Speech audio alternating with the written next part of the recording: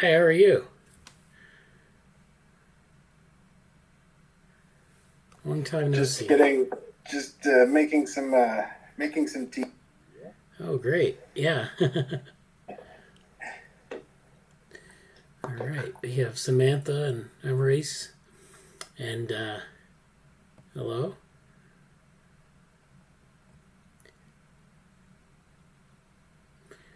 Okay. I know that, Amanda won't be able to make it today. Jesse may not be able to make it today. So, welcome to the meeting. Um, I see Morgan's here. I haven't seen him in a while. So I don't know if we want to start with the updates. Do we have any updates for our interns?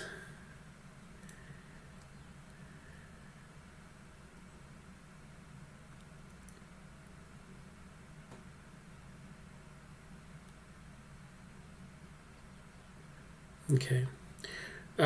Yeah, I talked with Amaris and Jesse on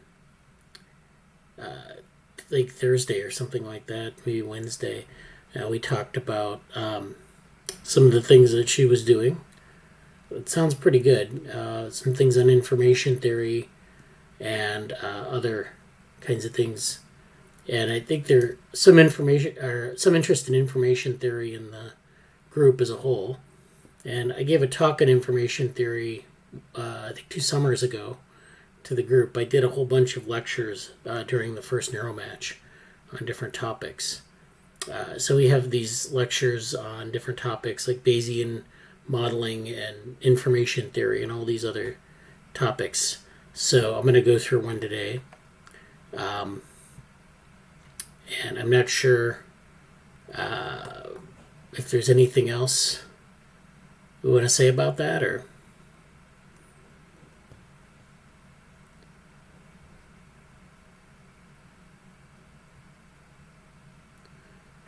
Not really. Like, there's nothing I think to add, but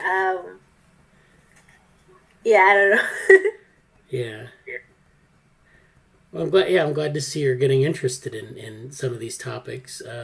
You mentioned also that you have a would like to explore the area between ethics and information theory.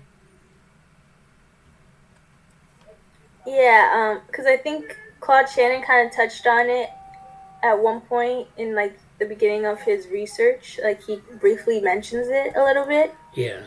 and I feel like as technology becomes more advanced, it's something we're gonna have to address now before it's too late. Like you don't want to think, oh, in hindsight, we should have we should have thought of this when you could have just prevented it from the beginning. Right. Yeah, I think that's great. And then you've also been doing some work on with Timnit Jabru's work. You've been going and reviewing that, so I think that's nice that you have like these different people you're exploring and finding out more about their work, and then kind of making connections between them.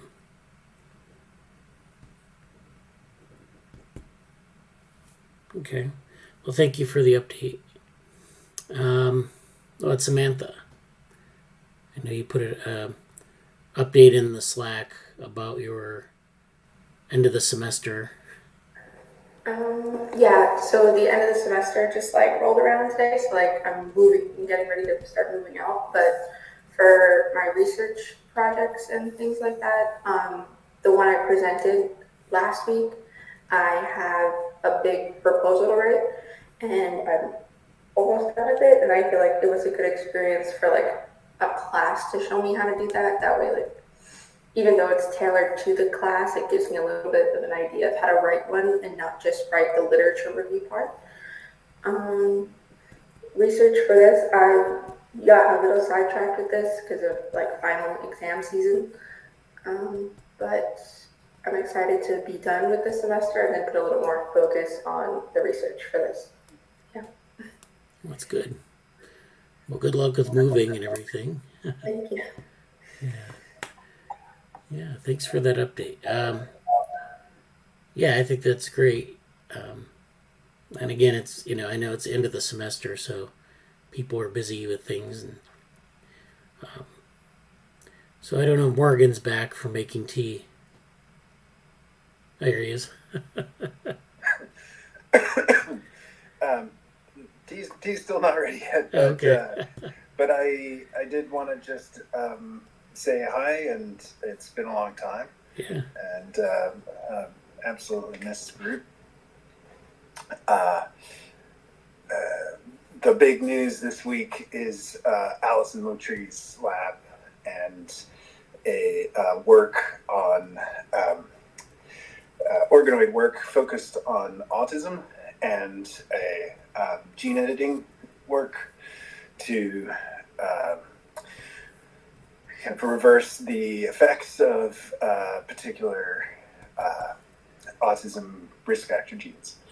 And that's the big organoid news, I would say, this particular week. There's been lots of other great stuff that's popped up in the past couple months, for sure. In terms of, in particular, in terms of epigenetic control, and and of course, Michael Levin's lab continues to amaze. Yeah. Yeah. So anyway, really hoping to get back into the nitty gritty of organoid work and check in with Montreal and the lab there. I mean, just in terms of actually being able to roll out a citizen science lab, and then check in with Santa Cruz and UCSF in terms of what they've been doing in terms of protocols and kind of additional equipment that you would use.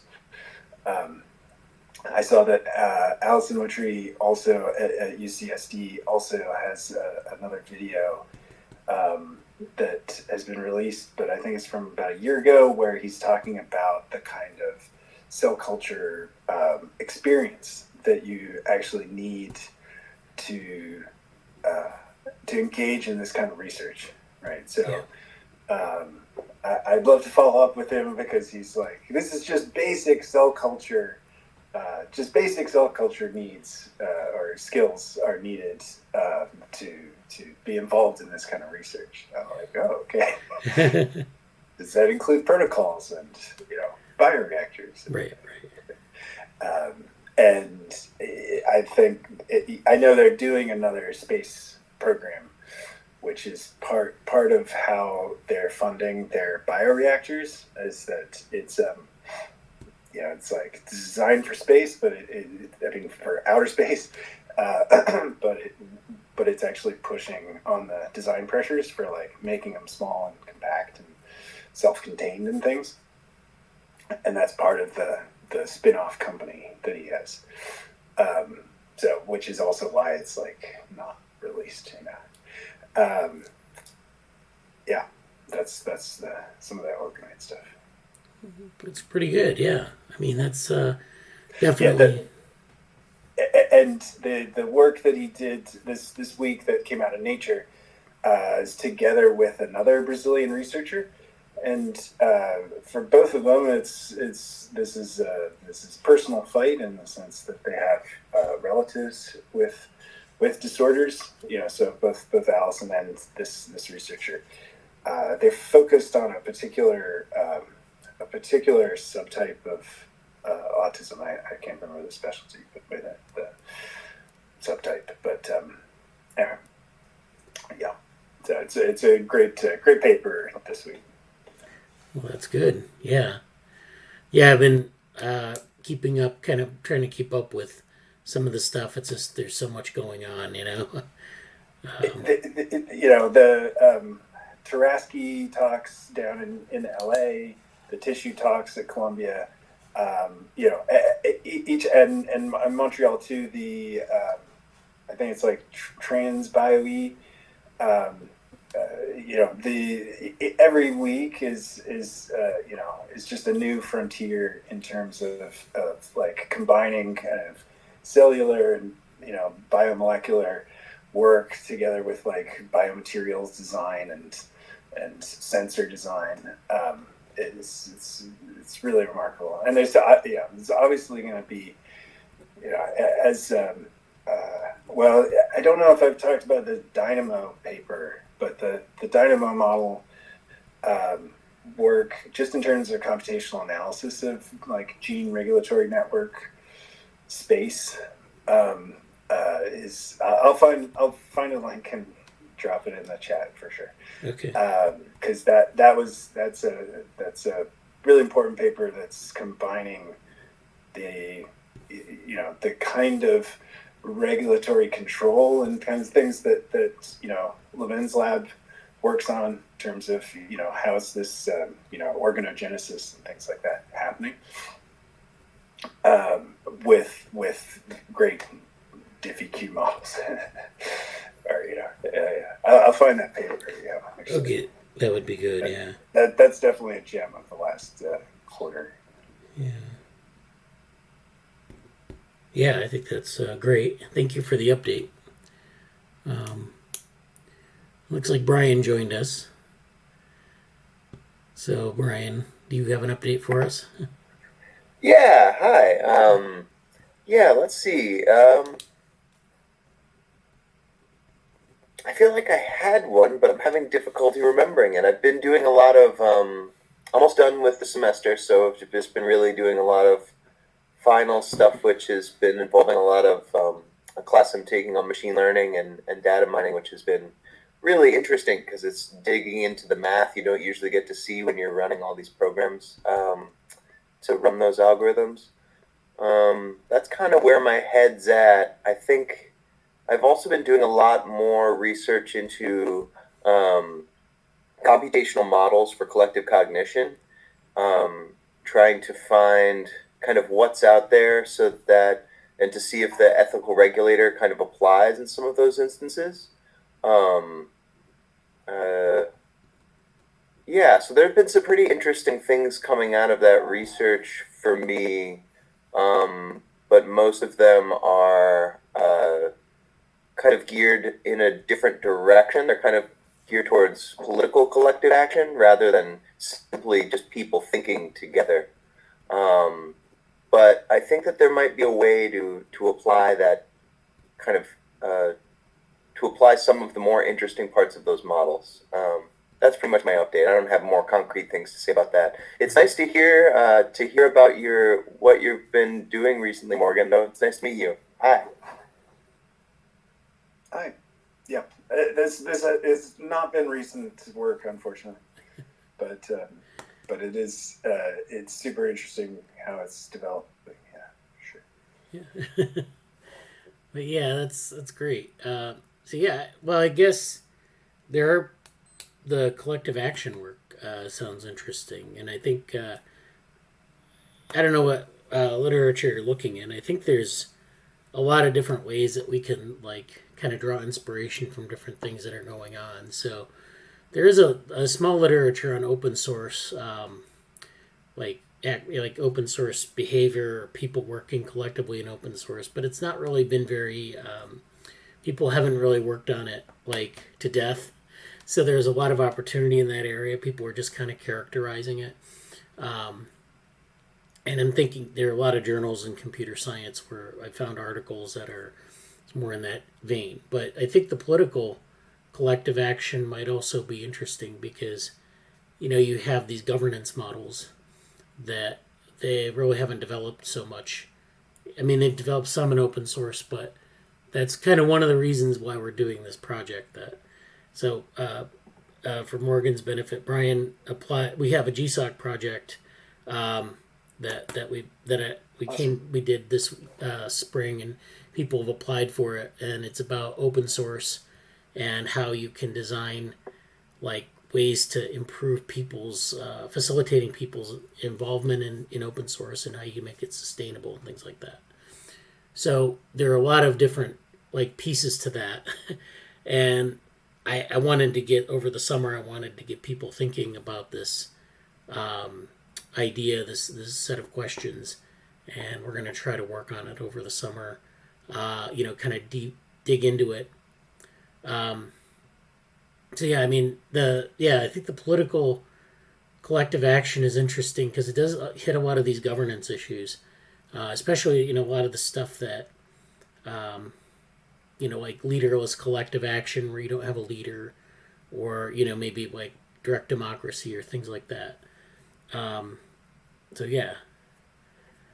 Yeah, some of the more interesting research that kind of sent me down this rabbit hole that I stumbled upon was a response to Olson, whose first name I can't remember, but he was a political theorist writing in the 60s, and he's basically the guy that came up with the free rider idea, Yeah. the idea that in a democracy that's functioning well, some people will take advantage, basically. And his theory is a little more complicated than that, but that's the part that the research that I stumbled across by Gerald Marwell and Pamela Oliver. They kind of were reading that and thinking, well, that's not quite right. And so they started coming up with mathematical models for what they call the critical mass in collective action. So talking about how just literally laying out mathematically. So it's not even a computational model, but laying out mathematically how collective action works. So I've been digging through that, and it's been really inspiring. And yeah, there is some other more recent, more computer science focused literature. There's one in particular that seemed appropriate that I put in the GSOC channel actually. Called Collective Cognition, Exploring the Dynamics of Belief Propagation and Collective Problem Solving in Multi-Agent Systems. So that's between Carnegie Mellon, IBM, and some British places, King's College and University of Southampton. So yeah, I mean, I've just been having a ball trying to prepare for this summer to see if I can get a computational model together. And yeah, so it's been a lot of fun. Great. Well, I'm glad to hear that. Hello, Jesse.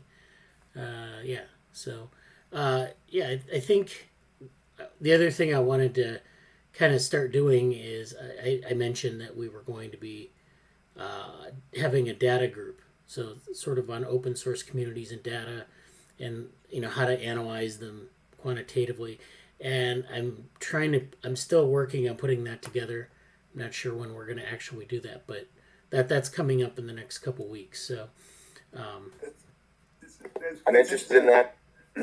Is that I was going to ask about what kind of data sets you had for this, Brian, because I know people who have been working on kind of like very large Twitter data sets and things like that, where they've been looking at collective action. But what they mean by that is like political instability and stuff like that. Right. Is that interesting?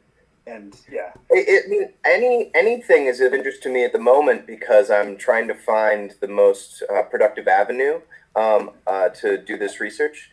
And I think that right now where we're at for my discussions with Bradly and just kind of thinking over the proposal is to use data from specific organizations kind of as test cases. So from Slack, from GitHub, to see who's committing, who's commenting. But also really important to me is doing interviews with different people in the open source community and trying to establish what they think ethics are. That's something I'm really interested in because I don't know if there's this model of an ethical regulator, and part of it is that there's this awareness that kind of is surrounded by a very well-defined ethical context that informs decision-making processes or informs the next regulators or informs its action. And so building that context for the computational model of collective a sustainable and ethical cognition, kind of, it seems like the most important part of that is going to be to establish a solid context for what ethics are. And Ashby, when he talks about the regulator, kind of says it has to be, I wish I could remember the exact word. It's like non-generalizable, like very clear. He says it very well in his essay, but yeah, that's great though, Morgan. I think that the more data, the better. But I mean, that was just one where it's yeah, I mean, you can imagine what they're trying to pull out, and they're course. looking at things like criticality and avalanches and things like that, right? Right. And yeah, go ahead. Well, the other example I was going to give, or test case, was basically how Noisebridge, which is the hackerspace here, is run, and we need more research on running a collective. Yeah. I mean, I think the research. Yeah, that's kind of where we're at the moment. Is that it's each individual organization kind of trying to paint a data picture of an organization however we can, and then using that. There's that great. It doesn't have to be a large organization. There's that modeling of just the karate club member, or like who in the karate club knows each other. But anyway. What is that? Wait, no, I don't know about this. What is that? That sounds good. It's an old. I don't know. Is that actually in the UCI machine learning repository, or? I think so. Yeah, they use it a lot in network science. Yeah, it's like a known data set. It's like the Iris data set. Nice. Oh, okay. Yeah. It's just like who knows who in a small group, and you could do it with any organization. I don't know why it was a karate club. I think the guy was in a karate club. Right. Yeah. I think the researcher. That supercomputing guy is, has a book on, what's his name? I'm blanking. He's got code on statistical mechanics analysis of EG. Sorry, but he's got a book on karate as well. I don't know if that's why it was karate club. Yeah. Wow, that's amazing. It's a whole other area of research, the connections between sports and research programs. Yeah, I think he was doing it as like a graph analysis example. It was like statistical graph analysis. Nice. Yeah, that's great. Yeah.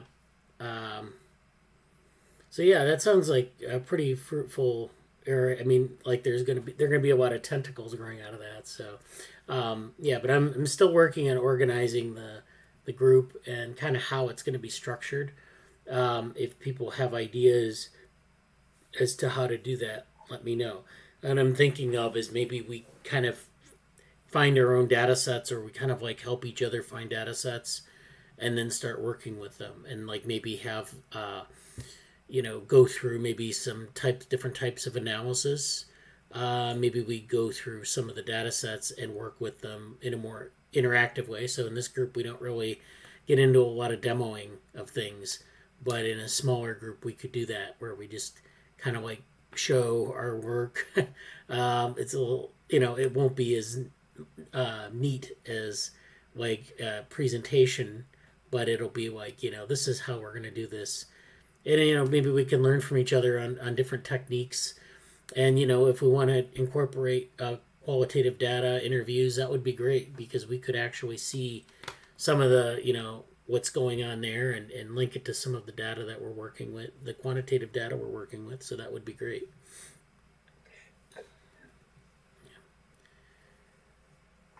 I know that that computational story lab at University of Vermont would know a lot about how to probably get access to that same Twitter data, and they've got a lot of pre-processing tools for dealing with kind of social media data. If that's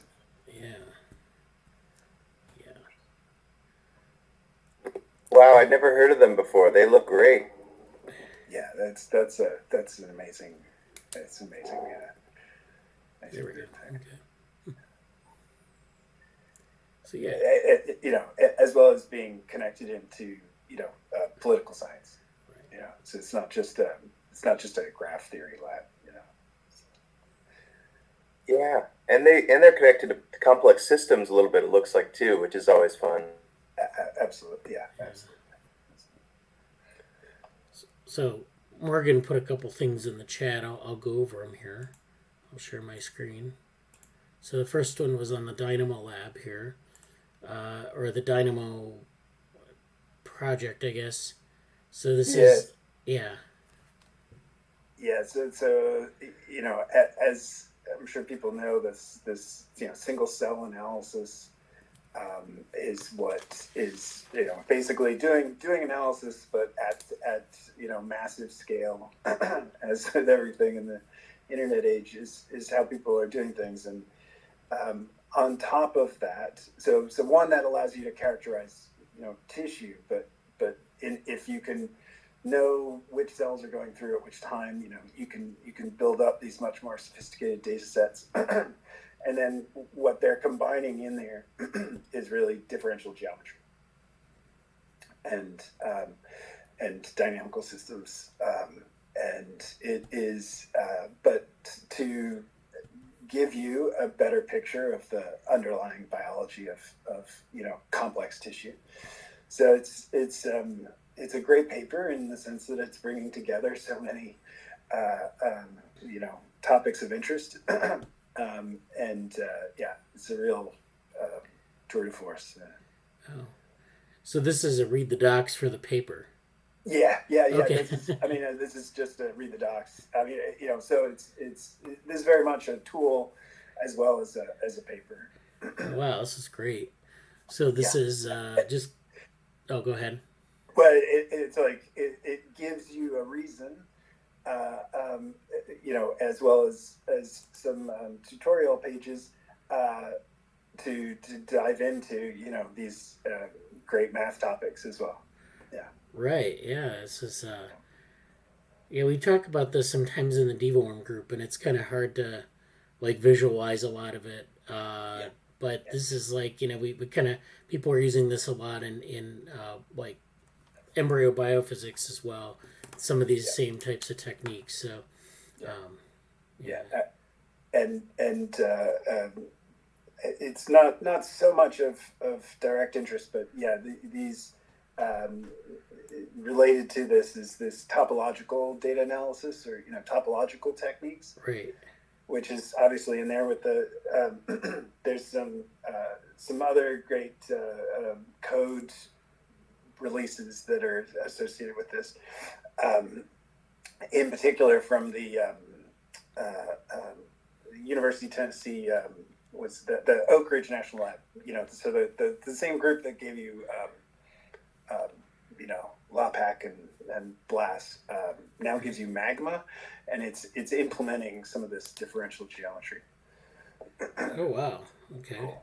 Yeah, and Magma allows you to do that across CPUs, GPUs, and other kind of other kinds of processors. That's great. Yeah, looks great. I mean, I know that a lot of these multidimensional and topological analyses, they always produce a map like this, and it's always kind of hard to interpret or hard to see how it maps to numbers. I mean, it's a pretty picture, and it's okay, what does that mean? I'm thinking, so... I mean, this is the UMAP, TS&E problem. Yeah. Thinking specifically of UMAP on that, yeah. Yeah, so... Right. I mean, and this is what I think I think this is the direction it's going, is that you're going to get more and more control, or more and more you can add more and more constraints to the kind of nonlinear transformation that is happening to the data. And more sophisticated understanding can pop out of these, and that's why they've got these little math sections for it. Right. Yeah.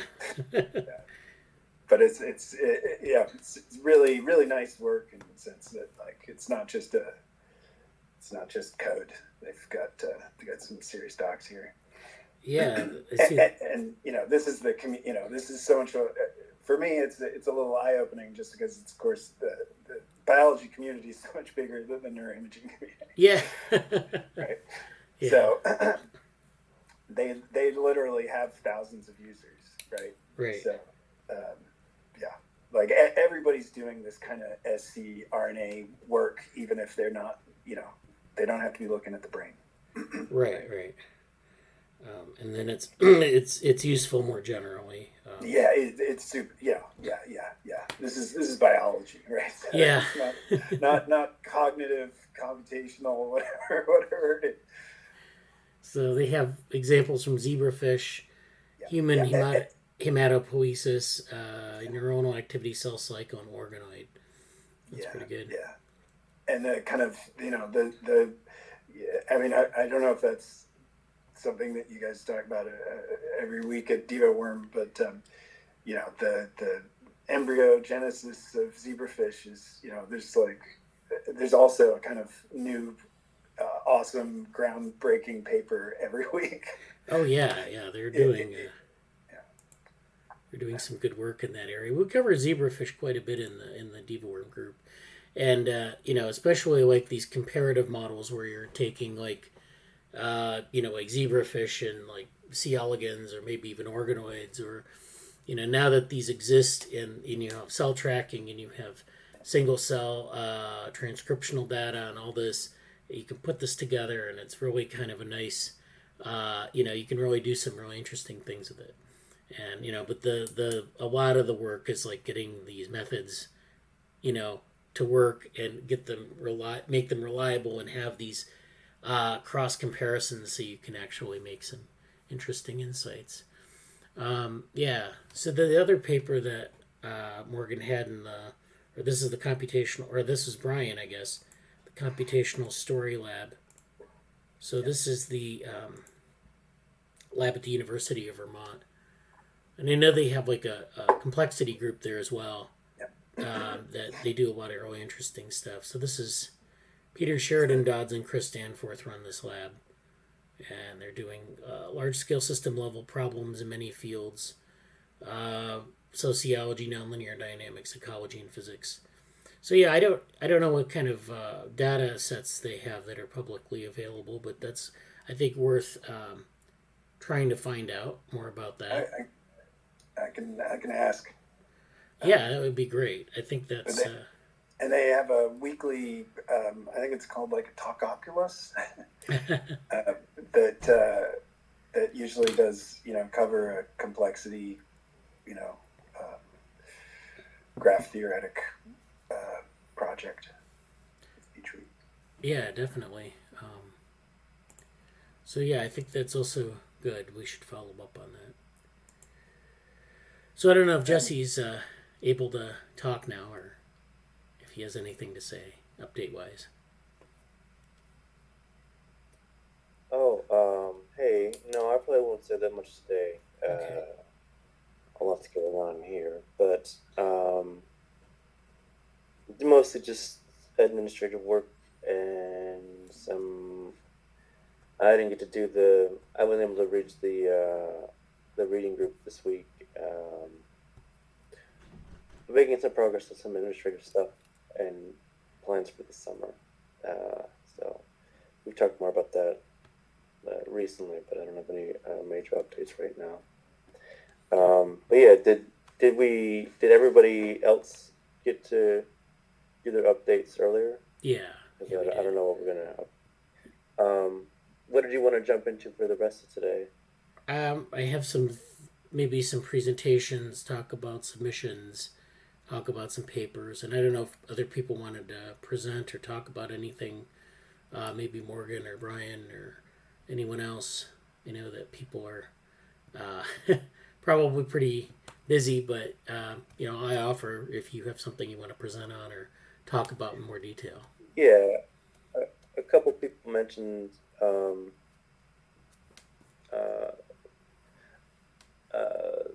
they have things in their minds, so I just want to make sure I give them space if people want to talk about where you are in your thought process, or if you're thinking about putting together a particular deliverable, and even just have a very general outline of what that is. You're welcome to share that too. It doesn't have to be a full-fledged presentation, but just making space for that again. But yeah, I don't have any other major presentations myself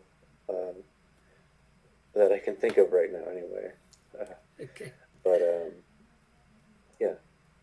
Good. Well, thank you. Yeah. Glad you could make it today. Okay, so I might go over a few things here. Why don't I? We usually don't. Yeah, I'm gonna do a short Slack channel review, and then go into submissions, and just to give people a sampling of what's going on in the Slack.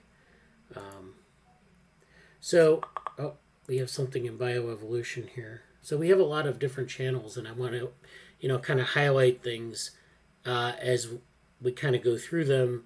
Make sure people are tuned into some channels that might interest them if they're not in them already.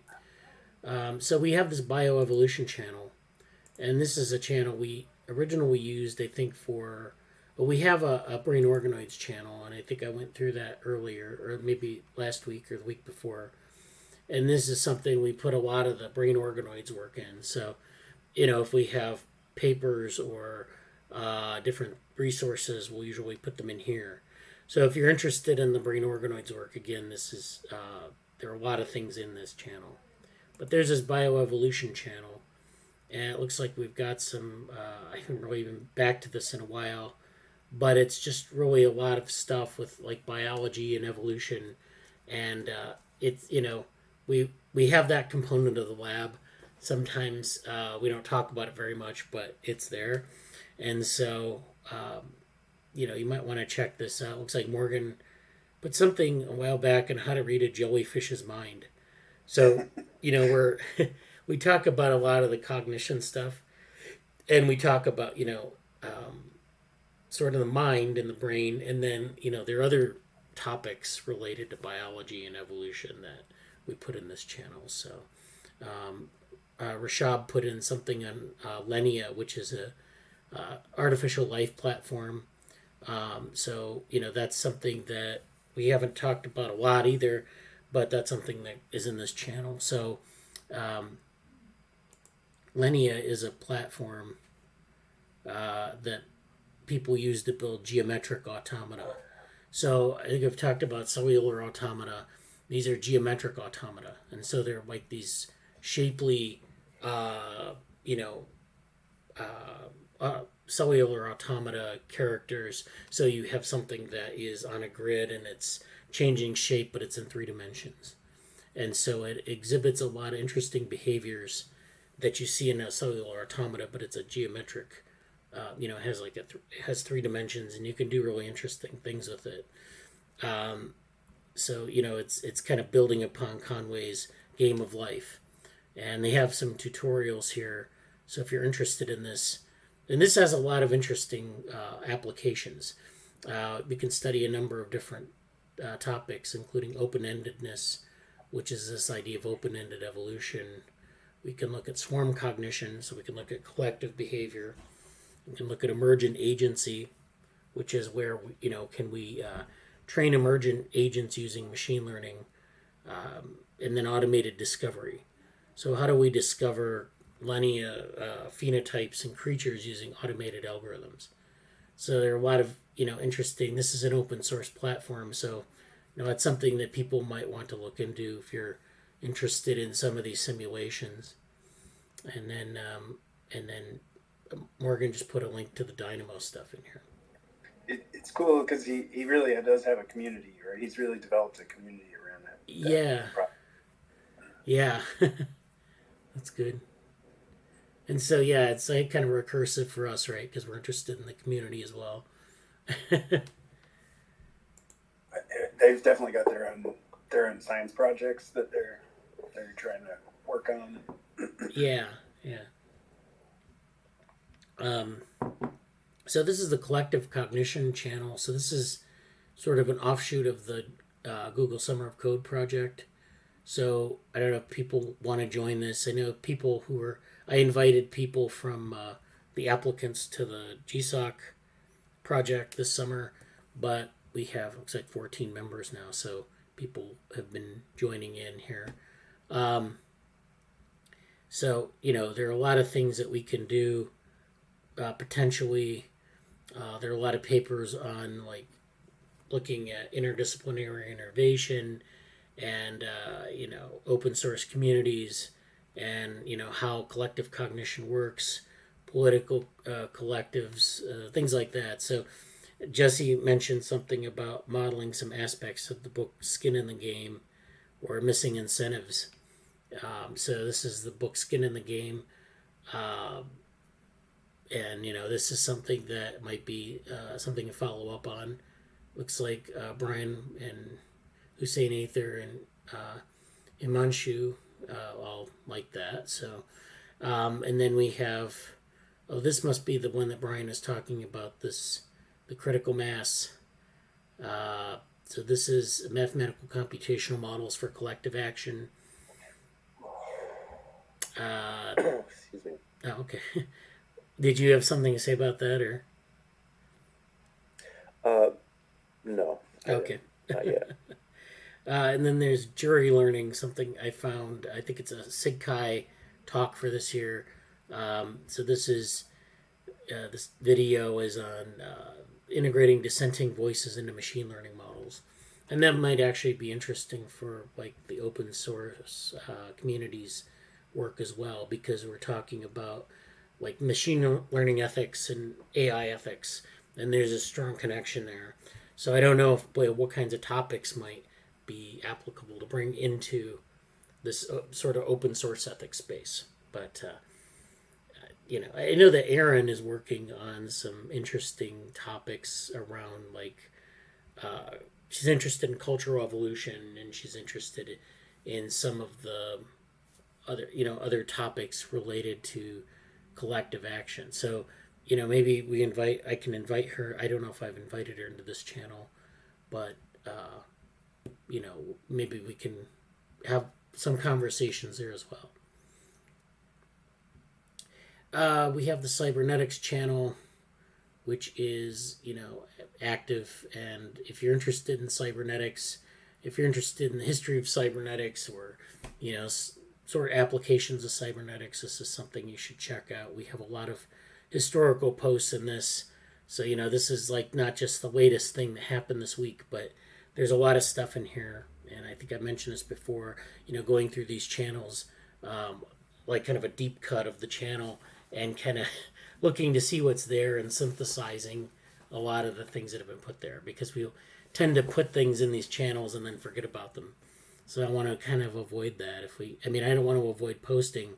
I just want to avoid forgetting about them. We also have Data Science ML, which is for data science. We have the Developmental AI channel for Developmental AI. And again, this is just stuff that gets put in here, conversations and so forth.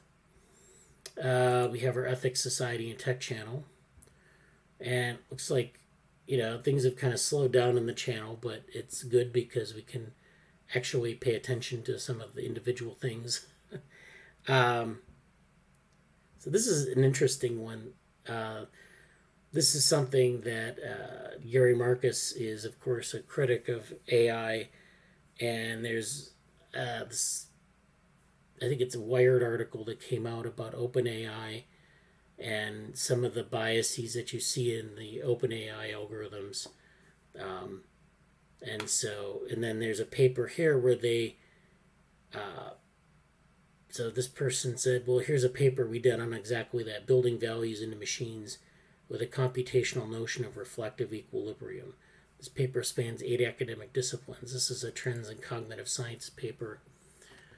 It's just a feature review, Computational Ethics.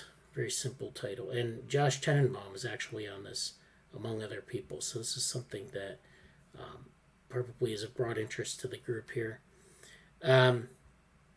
So the past 15 years have seen an increased interest in developing ethical machines, manifested in various interdisciplinary research communities under the umbrella term AI ethics. What's represented in these interdisciplinary efforts is the perspective of cognitive science. So they're bringing cognitive science into this area, and they're trying to find give maybe a cognitive science perspective on it. So we propose a framework, computational ethics, that specifies how the ethical challenges of AI can be addressed better by incorporating the study of how humans make moral decisions.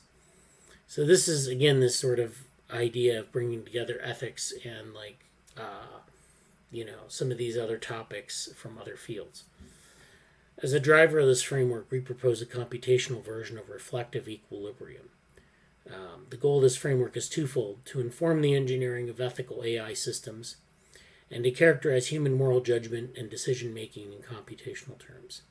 So this is, again, one of our goals in the open source ethics area, is characterizing this decision making. Working jointly towards these two goals may prove to be beneficial in making progress on both fronts. So this is also interesting from the standpoint of the cognitive science trajectories. So you have these, why did cognitive science develop the way it did? But another interesting question, or sort of a flip side question, is, how does cognitive science interface with other fields? So the things that cognitive science is looking at, or cultural evolution, seem quite different from what, is going on in AI ethics, but there's a lot of opportunity to inform. And so I haven't read through this paper all the way, but it looks like there's a lot of really interesting things going on in this paper, and it's something we should unpack maybe in a future meeting. I don't know if people are, but this is definitely something we should dog ear and come back to this. So there are a lot of different topics here, like inevitability, on delegating ethics to machines, trust, complexity. So there are all these different kind of topics that they kind of cover. So it's one of these broad reviews where they kind of go through the landscape of this area, and they kind of show how it can be applied in different ways. So, there's something here. This box explores how computational ethics can be used to make progress in a particular ethical challenge, matching kidney donors to compatible patients. So this is a problem they do in AI. You want to say something? I wasn't sure if that interesting example. Yeah.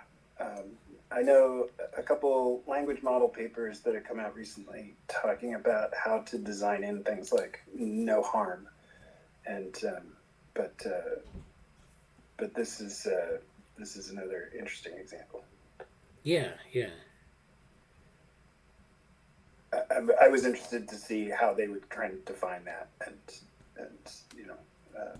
in terms of no harm, being a good agent is basically what the paper. Yeah. Are there papers on that? I mean, the being a good agent aspect of it. Yeah. So Miles Brundage and Gary Marcus were just talking on Twitter, and somebody chimed in with a couple papers that were in the links. So I'll try and find those. Okay, that'd be great. Thank you. Yeah. Let's see what they do in this paper specifically, if we can find out. So they kind of lay this out, and they say that there's suppose as a result that an algorithm is developed to prioritize patients based on their general health. Although this may seem reasonable at the outset, work relevant to the evaluate phase will help study the influence of these decisions at the statistical level and uncover second-order effects on society. For example, the algorithm may end up discriminating against poorer participants who are likely to have more comorbidities as a result of their economic disadvantage. Work in evaluating machine ethical behavior could use data about patients to evaluate this possibility. Suppose that upon probing this algorithm with different inputs, we find that patients from poorer socioeconomic backgrounds are indeed being significantly disadvantaged by this algorithm. Work on evaluating human ethical behavior may uncover how this disadvantage may spill over to human ethical decisions in other domains, such as employment and other areas. Work under the formalize phase, balancing conflicting values, may then develop technical adaptations to mitigate such bias. So they use these different. I guess they're using algorithmic approaches, but they're looking at different aspects of the problem. So, it'd be nice if we could. Yeah, it'd be nice if someone could go through this and kind of outline some of the things that they're doing or that they're suggesting here in this paper. So that maybe we can take lessons away from it for the stuff we're doing with open source. Because there are a lot of, I think, parallel issues with open source. especially with like, getting people involved from from different populations and making sure that people's needs are being met and things like that. It's that there are a lot of other issues in terms of like the technology itself, how it's being applied, how people are using software, if it's software that needs to, if people are making software and putting it out into the world.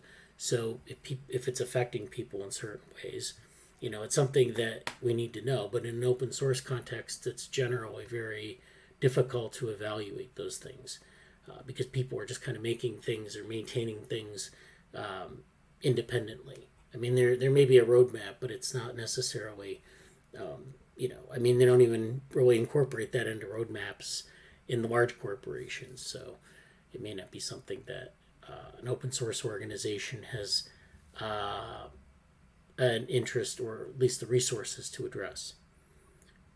So, yeah, I mean, they kind of go through how algorithms might help solve these problems. And you're going to say something?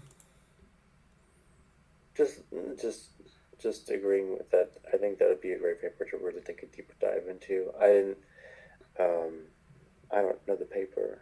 I guess you shared it yesterday, but I haven't looked at the paper really at all yet. But I do think that would be something that's very right. I'm actually gonna pin that in the chat in the Slack. Yeah. I think that would offer a lot of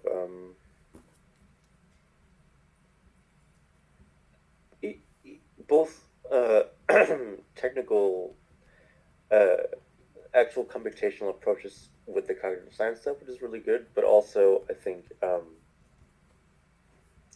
it'd be really interesting to.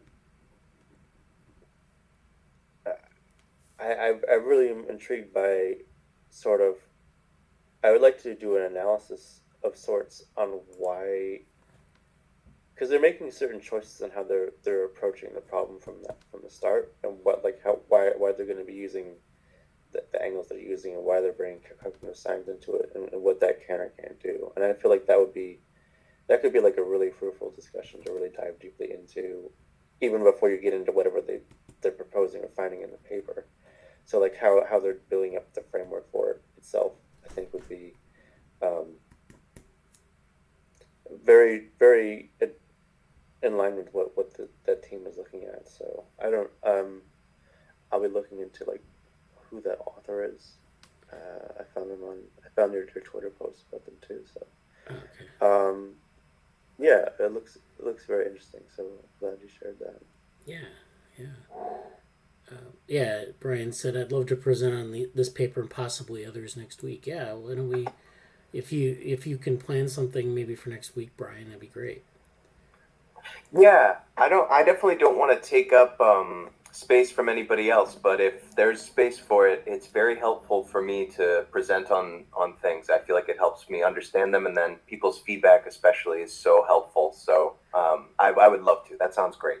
Yeah, be good.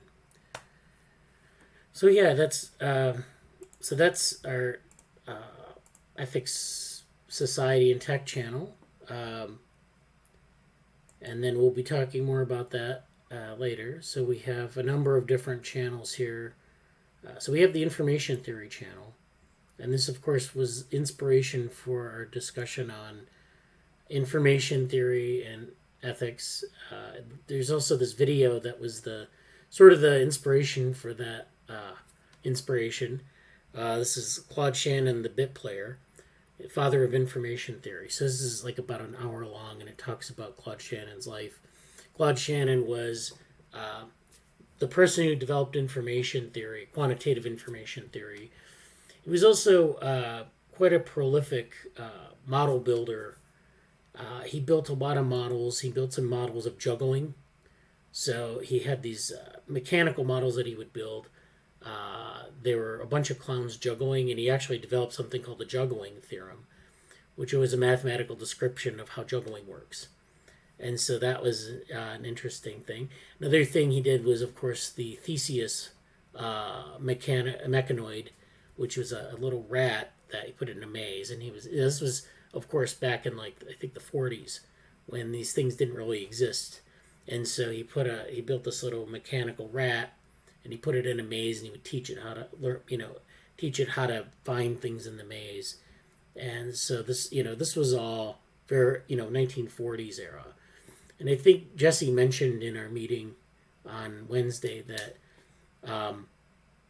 that this period from like the 1940s to early 1960s, with respect to a lot of the stuff that was going on with cybernetics, was a really interesting time. I mean, well, cybernetics, computer science, I guess it was like the roots of cognitive science, information theory, all those things were kind of happening at the same time. So it was a really fertile historical time period, and you had a lot of interesting people doing things. And not just Claude Shannon, you had people like McCullough and Pitts, and you had people like the cybernetics people, and you had Norbert Wiener, and yeah. I think that's an interesting period to look at because, and I think this came up with talking to Amaris, is it's fascinating to look at. I think it's fascinating. It'll be extremely alien in some senses if we could literally go back to the context of that era, because so much of these things are established, and so much of these things are established in quotes, meaning if you talk about information or Shannon's theory or Theseus or these other things, like Theseus, like if I don't know if there's an easy video we can pull up to show about it, but it's like it would not impress anybody today if you just looked at it and didn't know what was going on. But like at the time, that those things didn't exist. When we talk about building a mechanical mouse, it's kind of just this, thing stuck on a sensor that bumps into walls, and it's like, okay, like but like it there's such a very interesting gap in like context that I think is really amazing. And part of the whole frontier map stuff in general is like we've kind of gone down one path, but I think it's important to realize that the path of what has happened in development of things, particularly with things like, I think last week meeting I showed like I think it was even just like the Cybernetics Wikipedia page, and how it handled the discussion of, there was something that I wanted to follow up on, and I don't know if I ever put it in the Slack, but that paper that basically looked at how the funding kind of shifted out of cybernetics into what was what we called artificial intelligence at that time, and why, and just understanding that it's really interesting to think about the concepts of that sort of early formative era in terms of modern technology, and modern take on what's possible, because now we have like automated flying drones that can do Theseus level stuff, like pre-programmed from the start. Like we can basically just what's novel to us right now is so different, but at the same time understanding that there's a lot of things that were kind of unrefined yet still and haven't been fully put into practice, or can they be put into practice. Like we talked a lot about Grossberg stuff, and like how Johann said Stephen Grossberg kind of is an example of, he had a bunch of theories, and they were all kind of before the time of like, they couldn't really all easily be tested anyway, and there's still a lot of people who had many researchers and scientists and there's a new word that I like called thought partners of other folks who have been thinking about things for a while that have yet to really be put out there, and I think it's important to consider the paths that have been taken and the paths that haven't been taken. So that's my typical sermon about that stuff. But yeah, I think it's we had a really nice discussion that kind of spurned off of the documentary. I don't know if Amaris wants to say anything about that specifically. You can, you don't have to. But I'm curious where that goes for you and for everyone else who's interested in that too.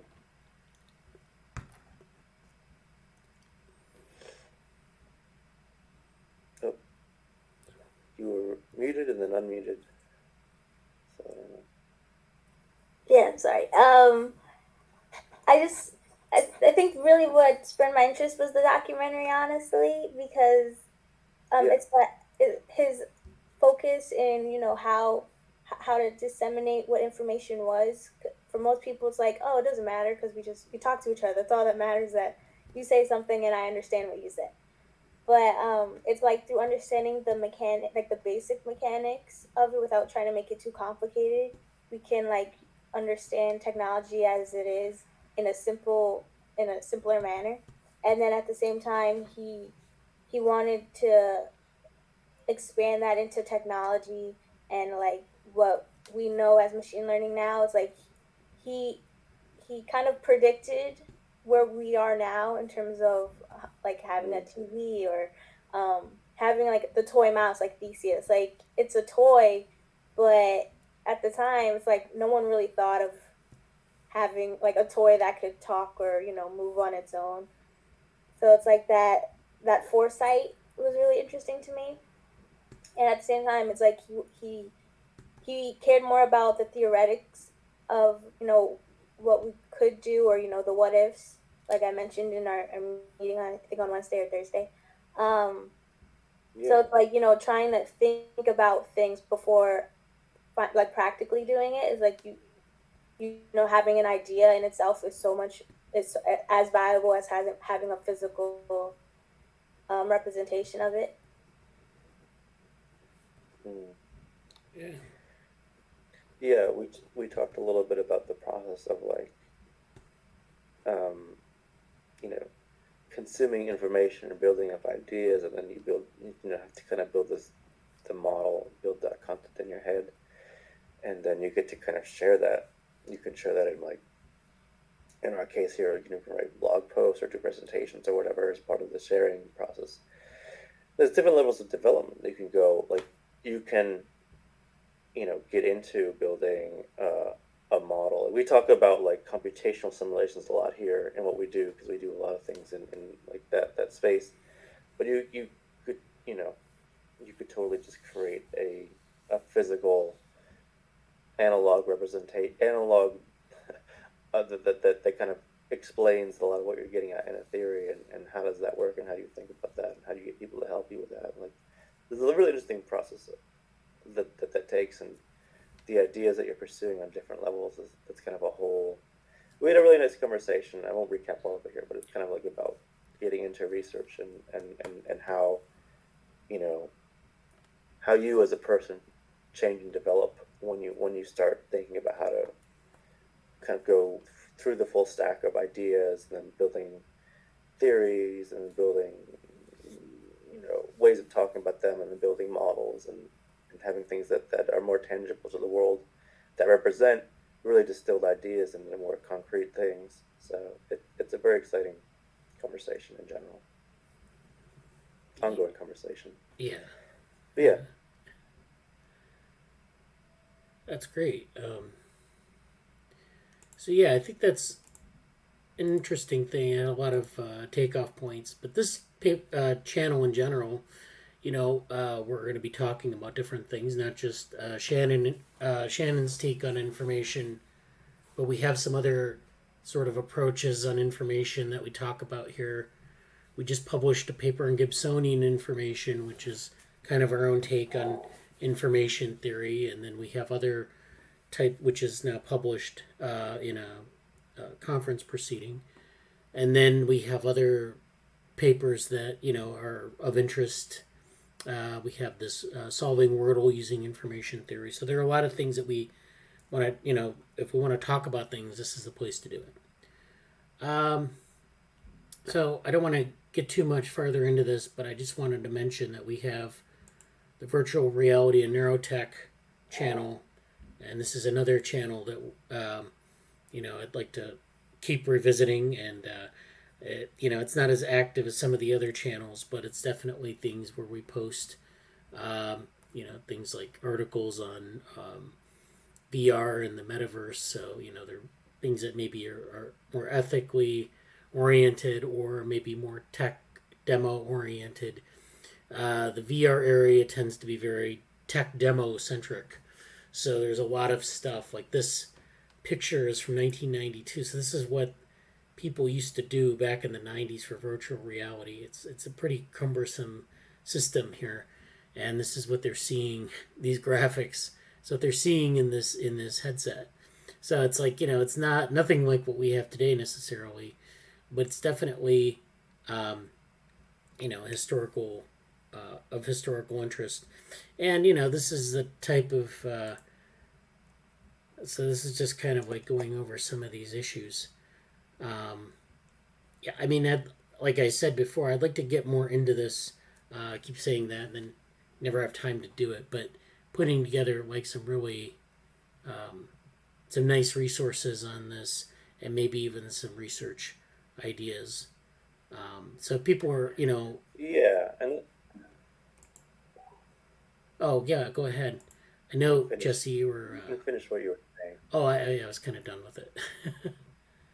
I was just gonna say that certainly here in San Francisco there's a lot of AR work Yeah. that's going on, and so I mean there's a lot of engineers working on this, and in particular obviously following this because of Neurotech X, so I'll try to cross post excuse me cross post more, or give people a sense of what's being dropped in Neurotech X's Okay. Slack,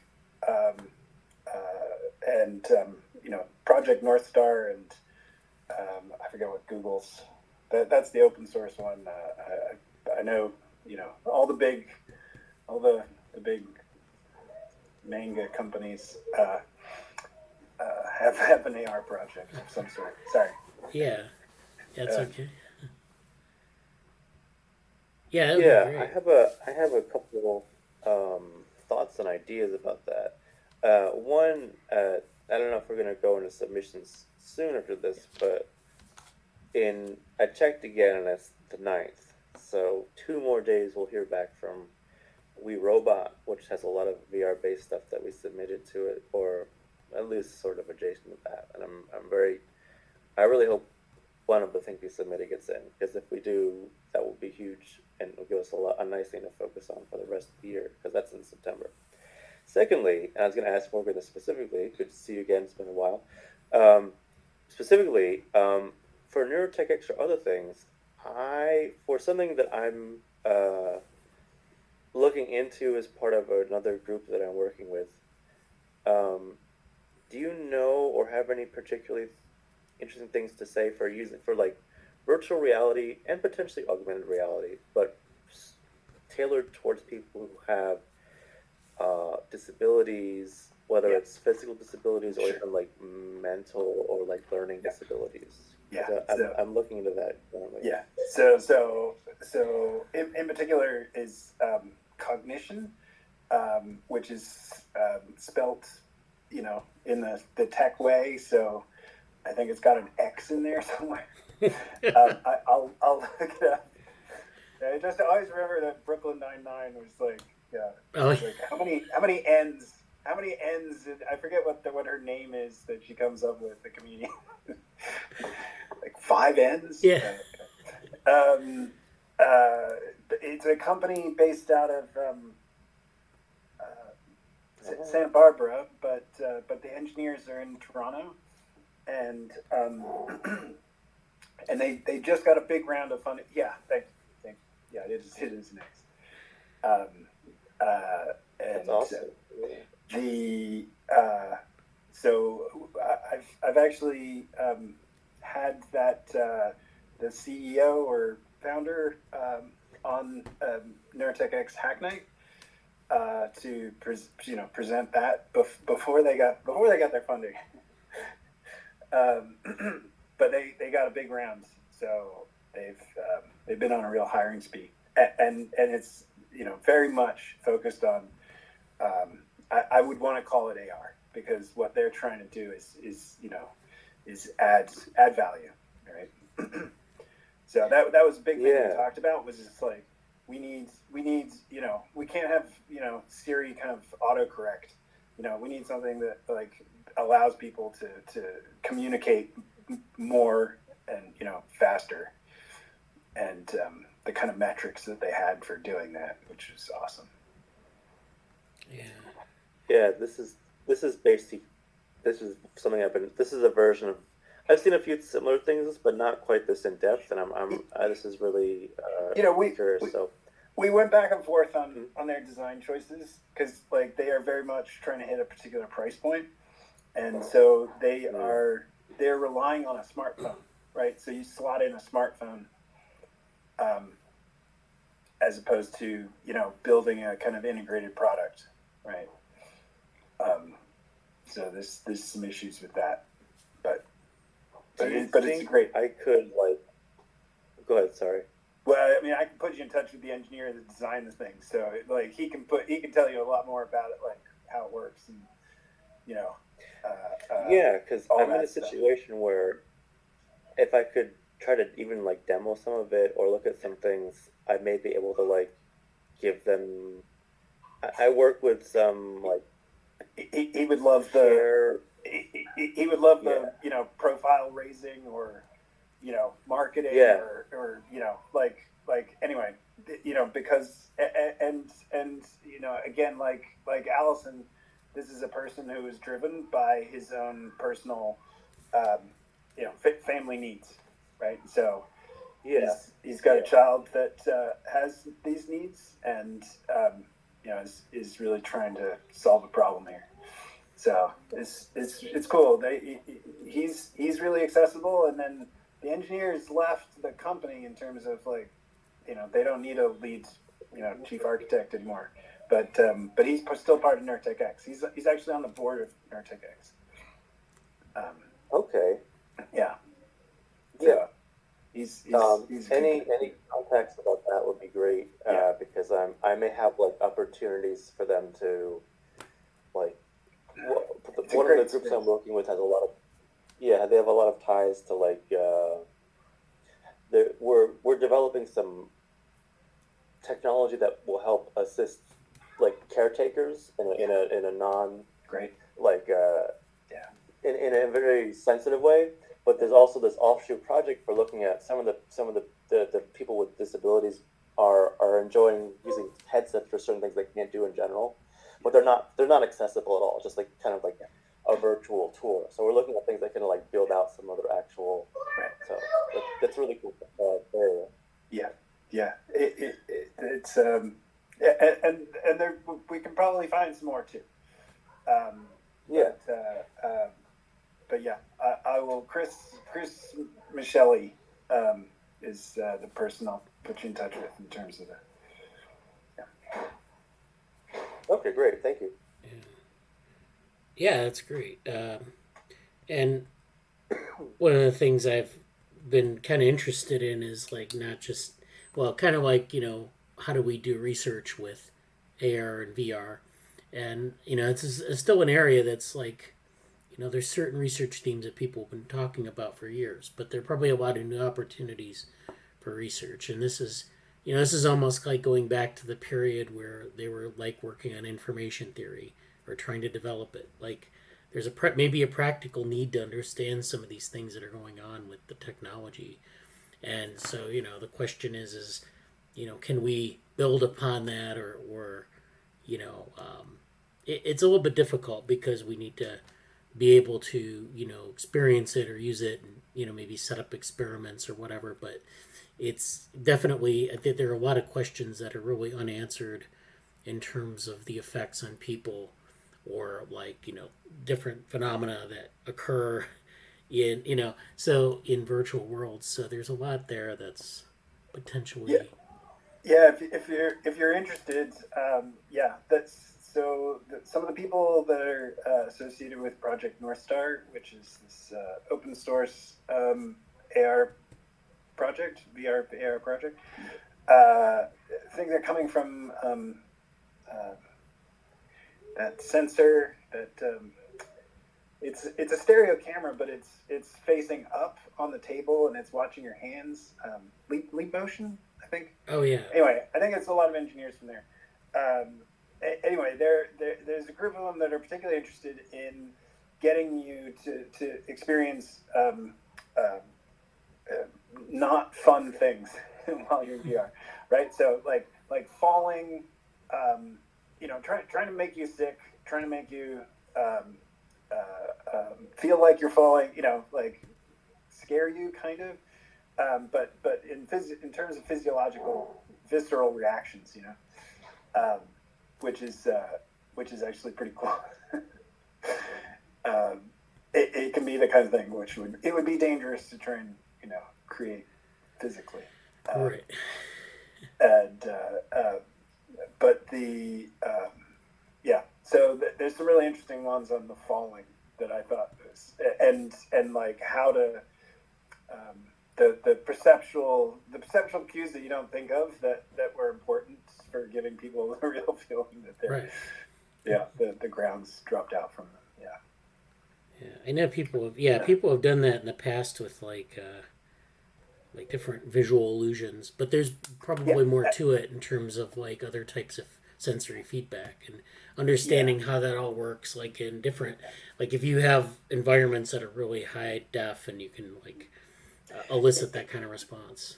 Yeah, I mean that certainly Meta and other companies, but Meta in particular in their reality lab, people like they're doing all sorts of fine visual, like how long can you wear with these headsets?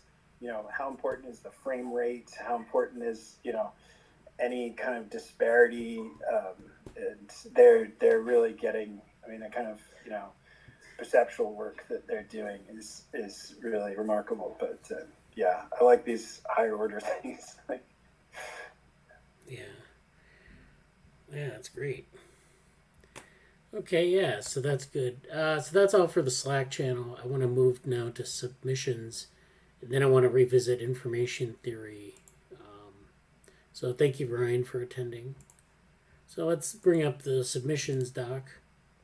This is again our 2022 doc. So we have a bunch of things that are kind of loose.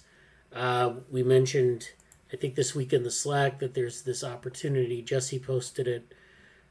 This is a workshop, a life workshop.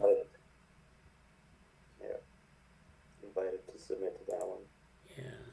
So this is ABM, which is agent-based modeling of human behavior. So I don't know, like I think we had a little bit of a discussion in the Slack about what to submit. I don't know, Jesse, if you've had any thoughts about that. Nothing really concrete, but I think that's something that if we're gonna do it, we should choose this weekend basically. So 15th of May. It looks like there's a deadline. But so that's gonna. Is it just submitting abstracts right now, or is it full papers? I thought there was discussion in the Slack about some of that. But I don't know what the latest is. Well, yeah, I mean, so we have two options, I guess. I don't know where it was.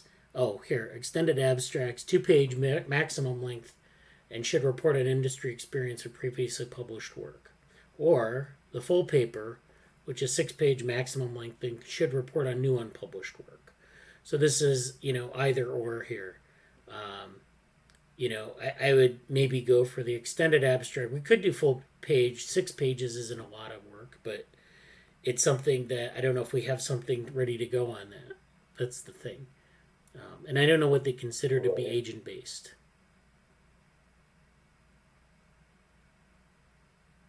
Yeah, I don't have any answers right now for that, but I think that's something to sort out basically today or tomorrow. Okay, so this is actually, let me put a deadline on this.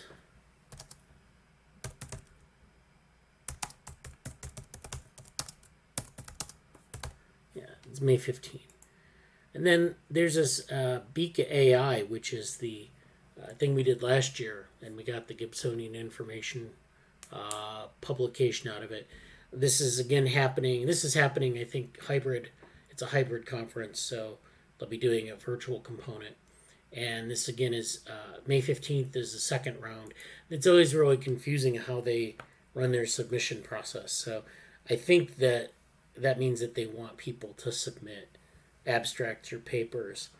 And again, that's a short deadline. Probably just submit an abstract for now, and I think they're pretty flexible with respect to it. But I have some ideas. We can talk about that as well. So we'll talk about this. But these deadlines, just to keep everything in mind, it's like a week off, so it's not like we can, we have a lot of time to waste on that. But then there's the EI 2023 idea, so let's keep that in the back of our minds as we're moving forward here. I'm working on this mentor presentation. I think actually I have it done. So this is something that I'm presenting at the Google Summer of Code Mentors Conference. This is on sort of the way we approach Google Summer of Code. So this is a nice presentation. I'll try to post it so people can see it after the fact. And again, let's also think about NeuroMatch 5 coming up in the fall. People who are involved in research now, like if you're an intern or if you're doing something, this is a nice thing to target because, they have a lot of things that are sort of neuroscience and neuroscience adjacent. So keep that in mind for the fall. I mean, what I mean by keep in mind is always have sort of like an abstract ready to go, maybe 200 or 300 words, and then maybe have some work that you might be able to fashion into a conference paper ready to go. So maybe like 4 or 5 pages of something, and then you can, when these opportunities come up, you can work them out quickly and submit them. So I mean, that's my recommendation for kind of hitting these different deadlines, because sometimes you find out about them a week before the deadline and you have to get something out. Sometimes you have time to develop it, which is great, but you have to start somewhere, and having somewhere to start is always good. So yeah, I don't think there's anything else we want to add. Is there anything else we want to add to the list? Any deadlines coming up? I would just say we did submit the cognitive science discussion group has been submitted. Okay. So that is in the works. All right. So that's like 14. Yeah, that one. So. Yeah. All right. There we go. Nothing new to target specifically, but I think there will be some new things that's coming. So yeah. Yeah, there's always there are always things that are being announced. So. There is the cognitive computational neuroscience meeting. I don't know if that would be of interest. That I believe is September. All right. What about the submissions for like? Yeah, I think it just opened up. Okay. I'll double check. All right. So yeah, it's another thing we can target. We don't really have a. Yeah, I mean, I know Gecko. Gecko's the same time as A-Life. Is that right? Gecko, the conference. Yeah. I don't. Yeah, it may be about the same time as A-Life. But are you going to Gecko or? No, that's our. I think it's very much the same kind of things. Obviously just maybe with evolutionary algorithms, but oh yeah, it can be. There's a lot of great stuff that's presented there. Sure. Oh yeah, definitely. Gecko is the genetic algorithms conference. So yeah, we submitted something and didn't get in, but it's definitely okay. Yeah, but it's definitely something to check out. I know some of these conferences have an online component, which is something during the pandemic we've really kind of embraced very heavily, which is because we don't really have. I mean, we're a distributed group and it's hard to travel. I really hope they don't get rid of. I just saw something where they said the conference is in person only. Oh yeah. We'll see how that goes. Jesse said, I don't know if it's of interest to anyone here, but I may try to go to an MIT Web3 event. So yeah, that would be great. If you go, let us know. Give us a recap. It's interesting to see what people are doing. So yeah, I think that's all for the submissions document. Again, if we have things that we want to add in, we can if you want to post it to any of the channels, I'll probably end up adding it in to the list, and then you'll see it here. And again, like when I have the question marks, that just means we don't have a specific topic yet, but we can, if you want to propose something, I'll say, oh yeah, that'd be great for this conference. So that's good. And then, the computational cognitive science, I don't know. The cool thing is it's in San Francisco. Okay, yeah. So if it's in person, I could do it. It's end of August. Okay. So Yeah. That's cool. I dropped the link in events discussion. Okay. All right.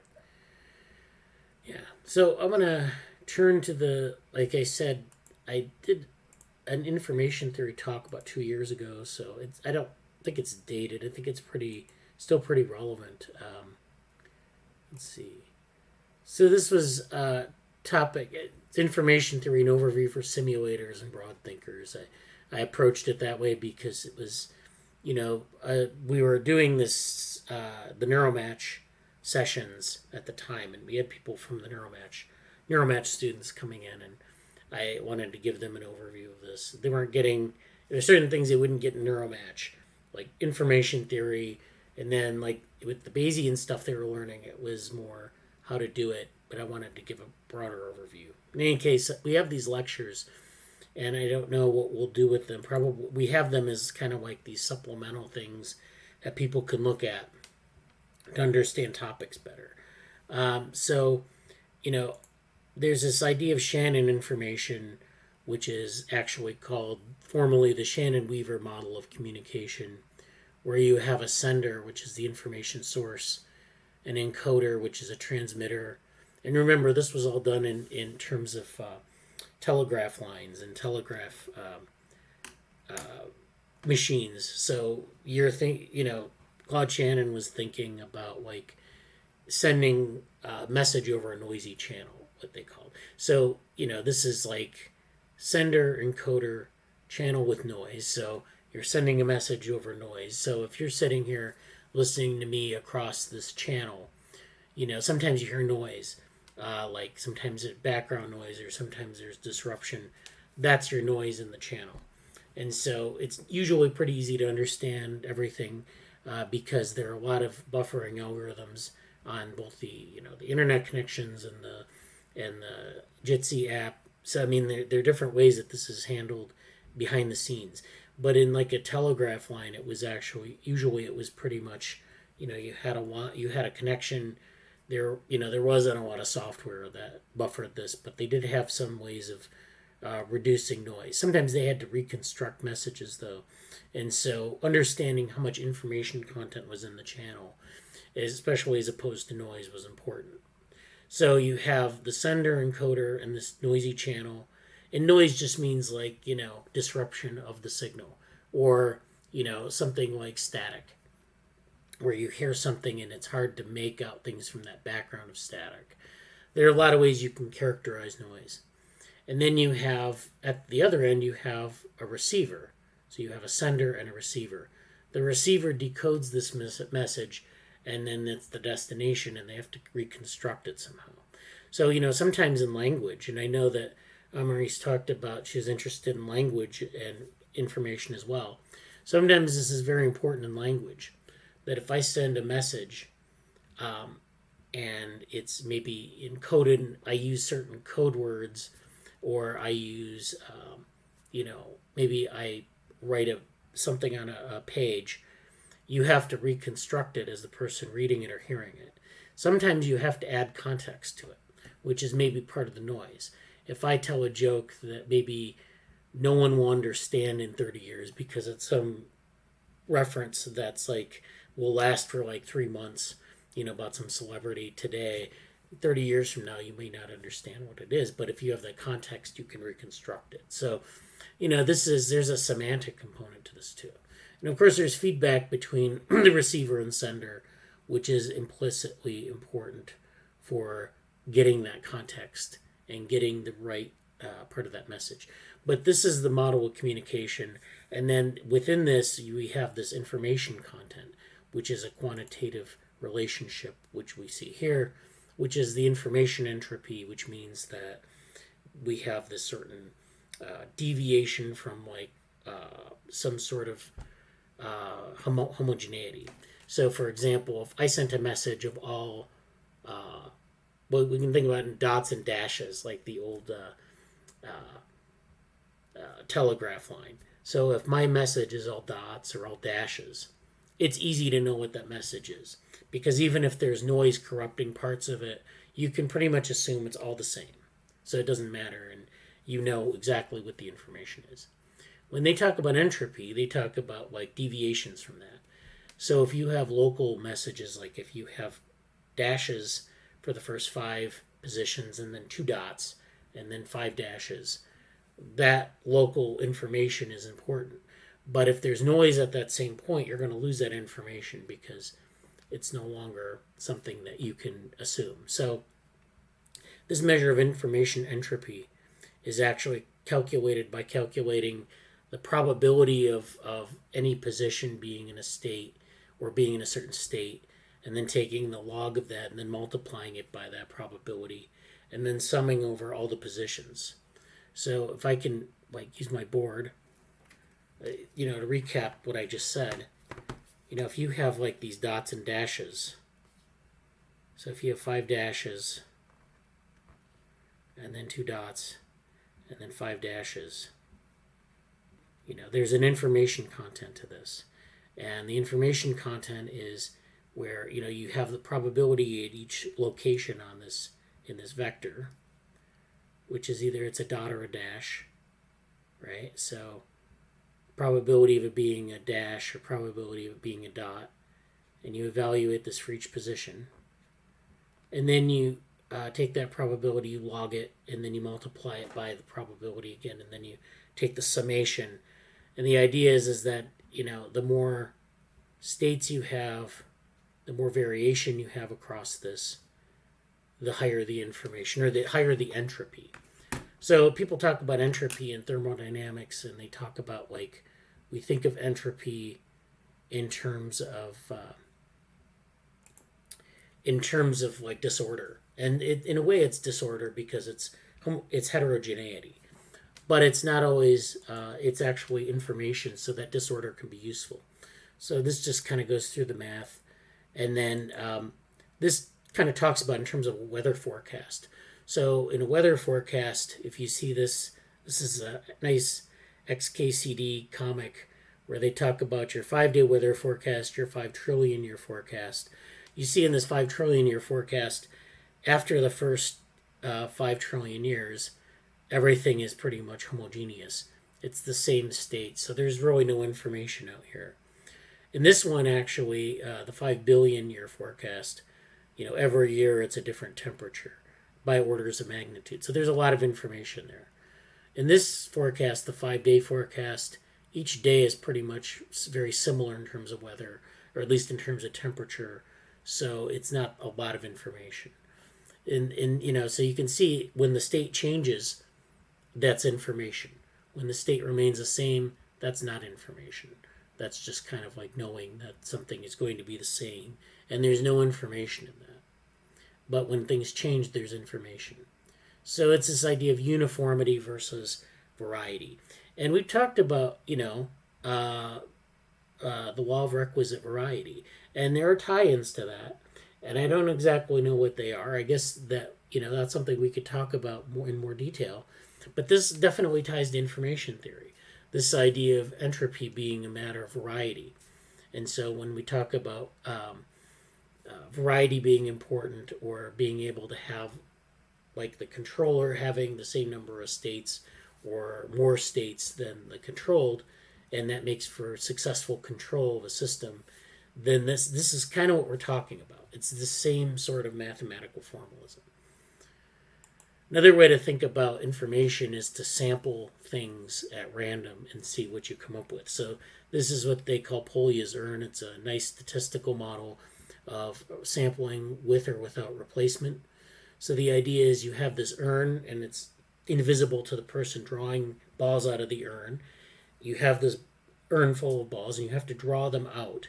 And you can't necessarily see what the state is that you're drawing out. So anything you draw out is at random. And so if you have a well-mixed urn, maybe half of the balls are green and half of the balls are red, you're drawing out like flipping a coin. You're drawing out a different state, but you don't know exactly what the state distribution is in the urn. So you're just basically sampling this sort of, you're just putting out what you're drawing out and you're looking at it and telling me what the information is or what the probability is. And so you can see this changing frequency over time. You can put balls, you can put new balls in once they're drawn out, or you can just keep drawing balls until they disappear. But the point of this exercise is that you're picking things at random and you're reporting on the states. And this is kind of like a nice idea of way to think about dynamic information, or like how, we can monitor the information of this urn based on what we're drawing out of it at any given time. So over time, the information changes. We gain more information about what's in the urn, and we can make, different decisions. You can formalize this mathematically, or you can think about it more philosophically in terms of what this means. So, what it means to me is that, like, if I don't know anything about what's in the urn, I have no idea what the state of the urn is, what the state of that ensemble of things is. But as I keep drawing out balls, I can give you a better description of it over time. And then there's mutual information, where we look at the information of two sets and we look at the common information between them, and there are connections between information theory and covariance. So if you're familiar statistically with covariance, which is this idea that things vary together, these are related, except that they just use the language and mathematics of information theory to describe this. So the description is basically an overlap of two sets. They behave the same way because they have common information, and if you had information about like X and Y, and I don't know what X and Y would be, but they vary in different ways. But this section, H, X, comma, Y, is the part of the system that behaves in tandem or together. So the variance is they vary, what they call covary. And so this is something that you'll often see this in different papers. People use mutual information when comparing different sets. So I actually used it in a book chapter on looking at different types of stem cell gene expression and looking at how those share information. And so, there are different types of stem cells, induced stem cells, developmental stem cells. There are different types of cell that have similar profiles, but they're not exactly the same. But of course, we want to understand the mutual information of each group to understand how similar they are. So you'll see this often in the literature. Then I go through a bunch of different types of information in this talk. There's also semantic information. So we can look at semantic ambiguity and uninformativeness. So semantic ambiguity is like where there are words that may have multiple meanings. There are words, of course, that are redundant. There are words that maybe have only one meaning. And so we can look at all those using information theory. There's also Fisher information, which is and callback-Leibler divergence, which you'll see in the literature. I'm not going to get into what those are, but they kind of give you their different attributes of statistical distributions, and they kind of show Fisher information is a way to sort of estimate this from a probability distribution. So measure information that contains random variable X, what that contains about this parameter. And so, it's something they'll see in terms of like distributions. Callback-Leibler divergence is similar to what you might call, it's similar to mutual information in that it's measuring the similarity between two distributions. So it's like not the overlap necessarily, but how similar two distributions are. So these two distributions are not necessarily that similar, but these two distributions are more similar. So the KL is either small or large, and yeah, this is just one way they do this, and this is used in machine learning a lot. Then there's Gibsonian information, which we have our preprint on. The idea of this is it's not the variety that's important, but motion and the state of different aspects of motion and direct perception. There's also this idea of surprise, which is perceptual information. This is like information theory, where you have things that you encounter that are either homogeneous or not homogeneous. So if something is homogeneous, it's not surprising what happens next, right? If you have a coin that flips and it's always heads, there's no surprise in the outcome. You always know it's heads. If the coin flips and it's heads or tails and it alternates perfectly, heads, tails, then you know that there's no surprise in that either, because you know what the outcome is going to be. The surprise comes when there's sort of this random variation. So you have heads, tails, heads, tails, heads, tails.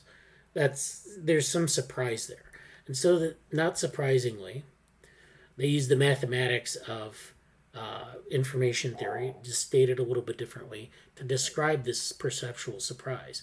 And you can look at this using coin flips. And they use this often in the free energy principle. So this is something that you should be aware of. Then there's psychophysics, where they use this for looking at attention. They use this for looking at working memory. So the magical number 7, which is where you can maintain about 7 items in short-term memory. And then they can measure that with information theory. There's also Fitts' law, which looks at the movement time of someone moving an object a certain distance to a target of a certain width, and that can all be measured using information theory. And then again, so this has there's a lot. These psychophysical laws that exist that were really popular back in the 1950s and 60s, and some of these have maybe been criticized a lot since then, but they do rely heavily on this conception of information, and it's another formulation of basic information theory, and it kind of tells us something about things like reaction time. It talks about behavioral regularities. It describes them fairly well. So this is, and Miller's law, of course, is the working memory law. This is something that you can demonstrate, and you can demonstrate that this limitation in terms of bits. So bits actually become relative here, because as it turns out, you can what they call chunk things in working memory. For example, you can remember the digits of a phone number. You can remember 7 digits, but you can also remember 7 phone numbers if you can take those phone numbers as a single chunk and memorize that. So there are things that, there are tricks that get around that. And it makes the idea of a bit or a state 0 to 1 relative. So, your bit actually is the sort of the unit of information theory and psychophysics. It's this two-state system that tells you whether something is 0 or 1. You can flip a bit, but the bit then is encoded as something in the world, and so that bit can be something like a number. It can be something like a word. It can be something like a picture, which has a lot of detail. It just depends on. So this is another thing that psychophysics kind of brings out of information theory, is that bits are relative to what the sort of the semantic context.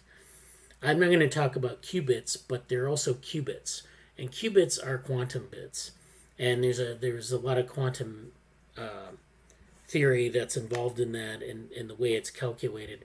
But basically, it operates on a the same thing. It's either a 0 or a 1, but there's some continuity, so it's more of a continuous measure of a probability of being 0 or a probability of being a 1. So this is something that we've talked about discrete versus continuous stuff. I know Jesse's been on this kick where you're looking at these two different aspects. Definitely bits are discrete and qubits are continuous, and so it's something to think about when you think about information theory. There's also integrated information, which you'll encounter in consciousness studies and things like that.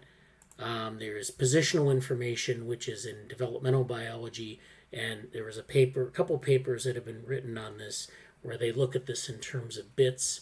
So they look at like the information content of cells when they have a certain position in an embryo or in like morphogenesis.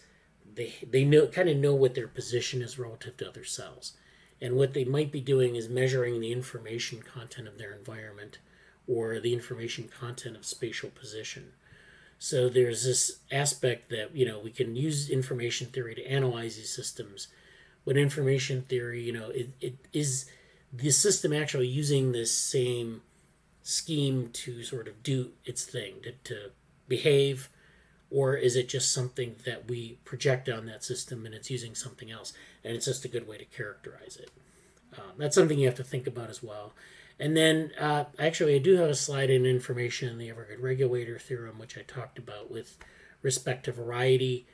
Again, I don't think we've thought about that since I gave this talk in 2020, but there's definitely some stuff. We've revisited some of this, like the aspect of offloading, the aspect of an internal model in the environment, and then some of these things about variety. So this is definitely something maybe to revisit some more. Yeah. So thank you, Samantha, for attending this week. Hey, Bradley, could you share that slides in I don't know if you did recently or not, but I'd like Not to look recently. at some of those things. Yeah. Probably in the channel, but Yeah. Well, yeah, I can put it in the channel. Yeah, that would be good. And I think, some of these things are worth revisiting, especially the thing about like the Evergood regulator theorem. But I also think it's worth thinking, I always like to think about, like, when I think about mathematical models, I think about this issue of like, if something is a mathematical model, we can describe a system pretty well with it. That model is something that we use to describe something. It may or may not be that like the system itself is using these same principles.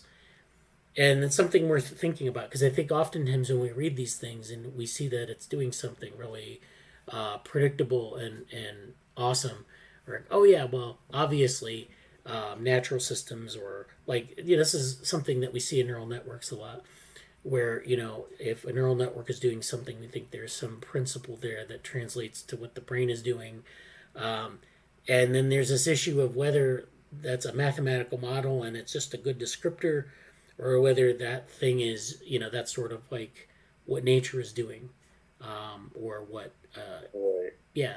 So I mean that's another issue that I think is interesting, but yeah, I think I know that was a tour de force, and I didn't want to like get too much into the details of each slide, but that's a lot of food for thought. I think that's definitely there are a lot of application domains. Information theory was map versus territory stuff.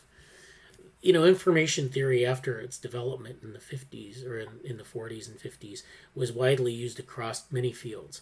So there are even more applications of what I'm showing you. They're like ecology, they use it for a diversity index, and they use it in other fields where they're just trying to find an equation to describe some variation. I don't know, a lot of these applications, could be that they're very much, it was overused.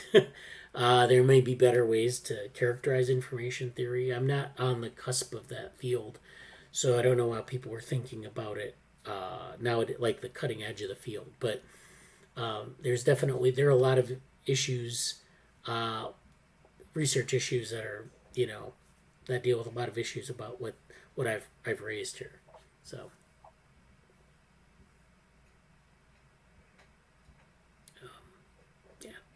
We have anything else we want to say about that, or? That's probably it for me. There's a lot of things. I'm very open, and I'm really curious. I'm really curious, like, about Amaris' upcoming journey on this stuff. So,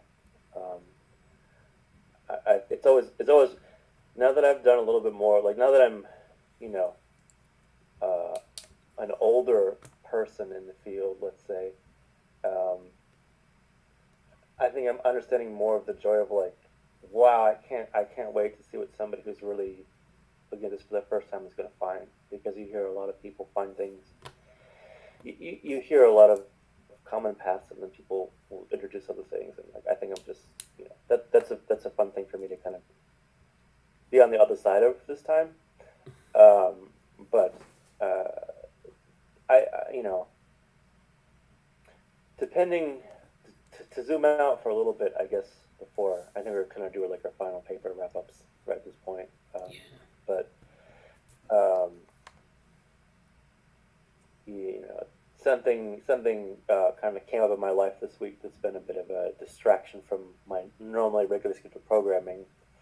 But it's the next few weeks I'm gonna the Wii robot thing is a bit of a factor in this, and I'll still Google some more code because I may be more involved or less involved depending on the mentoring of that stuff and all this other stuff that's happening. Like I feel like in the definitely by the end of this month, which is it's weird for me because it feels like it just turned May and now it's almost a week. It's like the first week of May is over. Yeah. I'm in this like time zone of like it's springtime now, and then like I'm still in that mindset where it's like I'm kind of academically research wise like and thinking about planning. It's like I'm like one season ahead of time already in my mind, and it's like okay, well it's spring, and then it's like okay, summer, and then fall, and I'm like okay, where am I gonna like so I have all this stuff in my mind, and it's kind of this sense of I'm curious how things are gonna sort out over the next week, because I won't. It's almost like a forced mental vacation right now because I can't focus on a lot of stuff because I'm dealing with other things in my life. But then after that goes away, it's like you know, a lot of. I'm really curious where things are going to be going next, and I have some other things that I am definitely doing. So, but yeah, I'm definitely going to be looking into.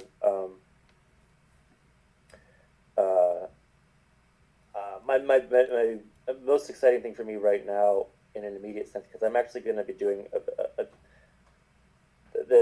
another group I'm working with is particularly curious about the stuff that I talked about. So I think they may have mentioned to me the Cognition, the VR headset, and group that Morgan mentioned earlier, but I don't know if they.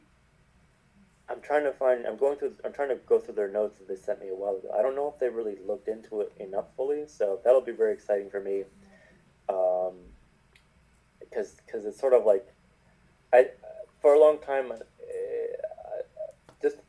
I'm kind of saying this just because for people who haven't been here recently, but there's very likely a shift towards a lot of VR stuff ahead in the lab, and some of the things we're focusing on in terms of implementing things in general, and not just because of the developmental stuff that I mentioned, or the folks with disabilities that I mentioned. That's another group that I'm dealing with. But between here and some other things with Plot Twister's work and what we're doing in the lab, that'll be kind of an exciting thing to look into. So I may even try to get into more of the. I kind of forgot. I haven't been focused on it as much, but I'll have to check out all of the things that's going on in Neurotech X about that too. But this is my final thoughts for things. I may have to leave soon myself, but Okay. yeah, it was a nice meeting. It was good to talk about all these things today. Yeah. I'm gonna try to get more serious about the VR stuff too, and I don't know. Like I've been talking about putting together a set of resources for people so that they can do it on their end as well as I could demo things in the group, but it's hard to get an appreciation. You really have to experience it for yourself. So, I can put those resources together. I'm gonna get more serious about that, but it'll be a range of things. So you could buy a headset, but there are also things you can do that are kind of dime store things that are actually, if you're doing this across like a distributed group, that would be very useful. So I've been able to put together some resources on that, and then we'll kind of go through them and maybe over the summer, walking through some of these things and just kind of understanding the principles or what are involved here. So I'm going to do a paper now. I'm not quite sure where we want to go. I'll probably do the ones in this folder. So maybe I won't do that. You look on Fermat's library. Maybe I have something here we want to talk about. Not quite sure what we want to talk about here. Have you talked about this paper, Rosetta Stone for Connectionism? Or actually, that's not the right one. That's a different one. Actually, this is Rethinking Eliminative Connectionism. This is not maybe the one I want, but I don't know why that came up.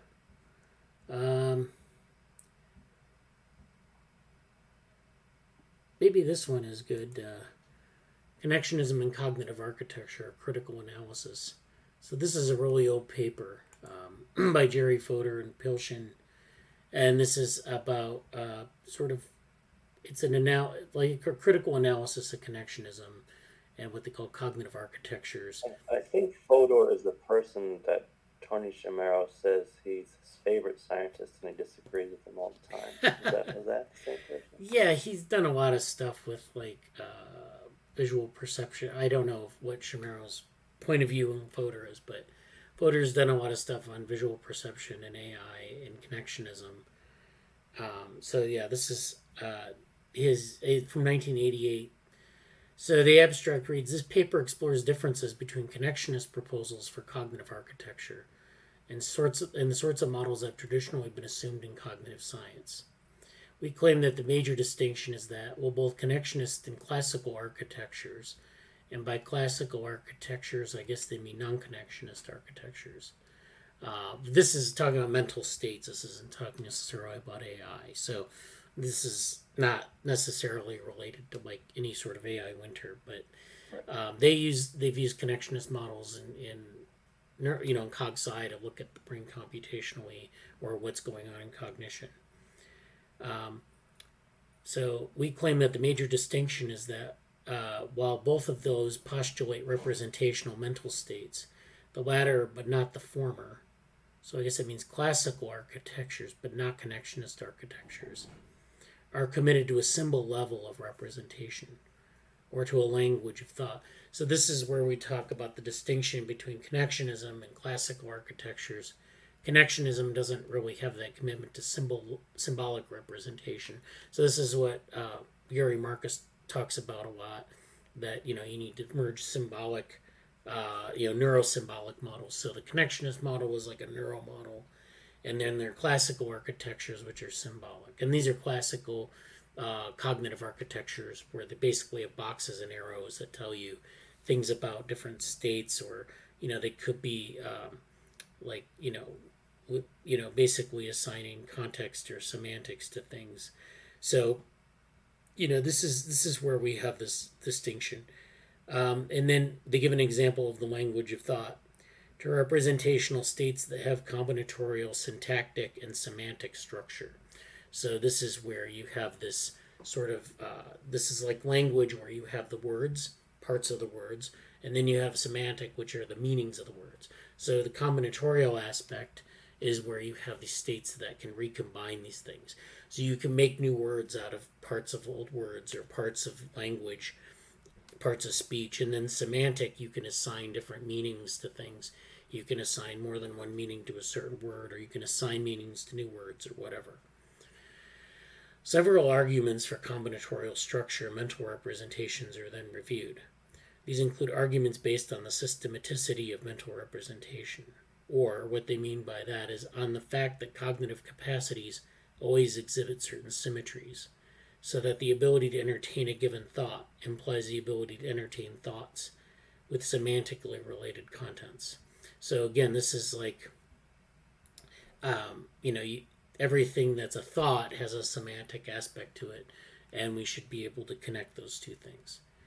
We claim that such arguments make a powerful case that mind-brain architecture is not connectionist at the cognitive level.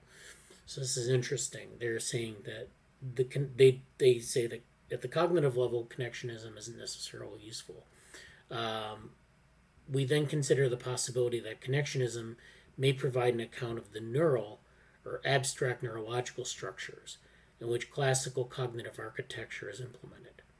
We survey a number of the standard arguments that have been offered in favor of connectionism and include that they are coherent only in this interpretation. So this kind of goes through some of these arguments, like this connectionist or PDP models are catching on. That's an old statement. So this kind of goes through some of the details of it, but I don't know if, let's go down a little bit more if we get... So I guess, in short, the study of connectionist machines has led to a number of striking and unanticipated findings. It's surprising how much computing can be done with a uniform network of simple interconnected elements. That's one of these basic neural networks where you have layers and they're fully connected little nodes. We've seen these before, but this is what they're referring to. So this uniform network of simple interconnected elements. How much computing can be done? Yes, a lot. Moreover, these models have an appearance of neural plausibility that classical architectures are sometimes said to lack. Perhaps then a new cognitive science based on connectionist networks should replace the old cognitive science based on classical computers. Can't seem to move this out. Surely this is a proposal that ought to be taken seriously. If it is warranted, it implies a major redirection of research. Unfortunately, however, discussions of the relative merits of the two architectures has thus far been marked by a variety of confusions and irrelevances. So this has been like, and even at this point, this was a big debate.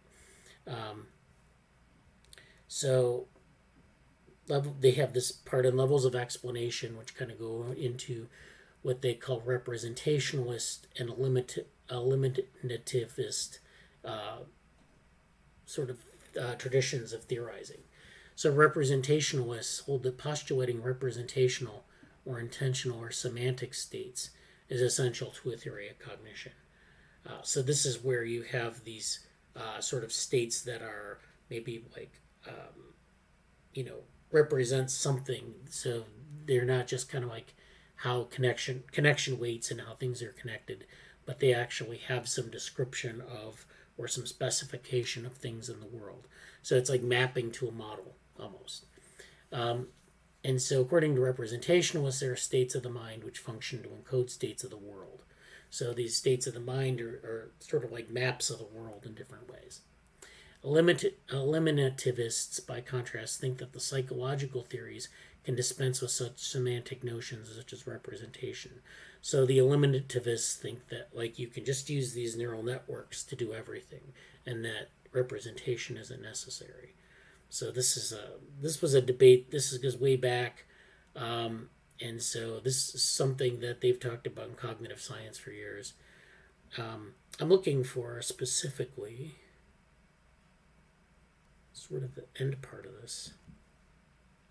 It's a long article, by the way, but this goes through a lot of this argument and kind of in very deep detail. This is also the author gave us the modularity of mind. Yes, the modularity of mind, exactly. And yeah, it's interesting to read this again and see, I wonder if they really could have imagined, what the connectionist models would give in 20 years, right? Right. How this would be written differently. But it's so much, coming out of philosophy in the late 80s, early 90s, this was such an important paper. Right. This was the discussion, right? Right, this was the discussion. Yeah, and anyway, and it's and this is something. It's still an AI is an interesting debate. Yeah. So yeah, this is the conclusion, and they kind of give these points for what they call future research. So there are 4 routes. You basically are holding out for unstructured mental representation as against the classical view. and this isn't really attractive. You could abandon network architectures altogether to opt into structured mental representations instead, but insist on association accounts of mental processes. So this is a way to kind of like think about I guess they don't like this association type of model for mental processes. And then 3 is treat connectionism as an implementational theory. So this is where you're thinking about how things are implemented in the mind. This is sort of like you implement something and then you still have to know how the mind works. But the mind, there's something underlying the mind, and then that's what connectionism would be.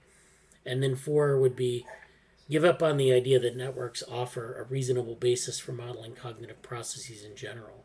So that's not obviously what happened, and it's probably a good model. I mean, we know that like there are networks in the brain. A good bet might be that they sustain such processes as can be analyzed as a drawing of statistical inferences. So they kind of make this connection between networks and then just thinking about statistical inference, which is actually what we're doing in information theory and what we're doing more generally with neural networks. And again, the brains, a brain may, some people argue that there are statistical algorithms running in the brain in terms of computational approaches to neuroscience. But the idea of an algorithm is just kind of an abstraction we make, and so there's that aspect of it as well. I think a lot of, or as I remember it, and it's been a really long time, but a lot of his arguments really came or centered around this idea of what the definition of modularity was, and like what predictions modularity would make, and I think that Jeff Kloon's later work, or jumping back into more recent ML literature, Jeff Kloon's work on finding modularity, or modularity evolving in networks as a connection cost principle. Yeah. Is super interesting in terms of coming back to making Fodor's work kind of experimental, or Right. Yeah, so the unstructured networks are sort of, at the time, that was kind of the thinking, and then they started to move in the idea of modularity, which is a topic that we could cover like on its own basis, but basically it's like specialization. So you have these modules that do things that are specific to. So it's kind of like almost splitting the difference between sort of a semantic model and a network model, although it's still not a semantic model in a lot of ways. But you're using the different parts of the network to do different things.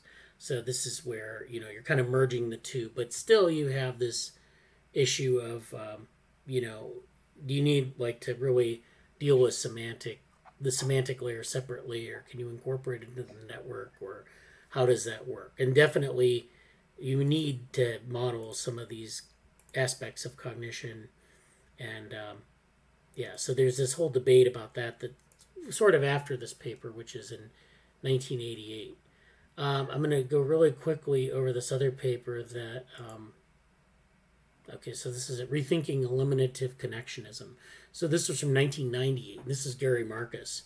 And so this is something that, we talked about eliminativism in the first paper, which is basically that you don't need any stinking semantic models or anything like that. And this is Gary Marcus, and of course he's since advocated for neurosymbolic models. And Gary Marcus's background is in linguistics, so this is where he's coming from. So this is going to inform the paper a little bit. So the abstract reads: humans routinely generalize universal relationships to unfamiliar instances. If we are told if Glork then Froom, which are made up words, and Glork we can infer, and from Glork we can infer Froom, any name that serves as the subject of a sentence can appear as the object of a sentence. So in other words, we have if then, and Glork and Froome are made up words, and we just have to infer what those mean or the relationship between them. Then that serves as a subject of a sentence can appear in the object of the sentence. These universals are pervasive in language and reasoning. So the if-then is a universal thing, like to making that inference and then stating it in terms of language. One account of how they are generalized holds that if humans possess mechanisms that manipulate symbols and variables, an alternative account holds that symbol manipulation can be eliminated from scientific theories in favor of descriptions couched in terms of networks and interconnected nodes. So this is this idea of using just the neural networks to represent these sorts of things. And we don't need any sort of semantic model or any sort of extra sort of reasoning. It'll just emerge from the network. So can these eliminative connectionist models offer a genuine alternative? This article shows that eliminative connectionist models cannot account for how we extend universals to arbitrary items. The argument runs as follows. First, if these models are currently conceived were to extend universals to arbitrary instances, they would have to generalize outside the space of training examples. So in other words, if you have a training set, you learn from that set, then you have to generalize outside of it to reason. And this is one of the things that bedevil neural networks even today, although we're making progress, I think, on getting some of the out of distribution training examples and things like that to work. But nevertheless, it's still, if you train a model, it knows that training set, and it can't necessarily generalize or even like just kind of make a judgment on whether something looks right or not. And so this is a thing that a cognitive symbolic model can do, but we still don't really know how to implement that. Next, it is shown that the class of eliminative connectionist models that is currently popular, and this is in 1998, cannot learn to extend universals outside the training space. So at the time, that was definitely not the case, and it's still, hard to do. This limitation might be avoided through the use of an architecture that implements symbol manipulation. So this is really the origins of this argument about neurosymbolic models. And so kind of goes through this and accounting for universals. So in language, they have what they call universals, which are different features of language that you see across languages.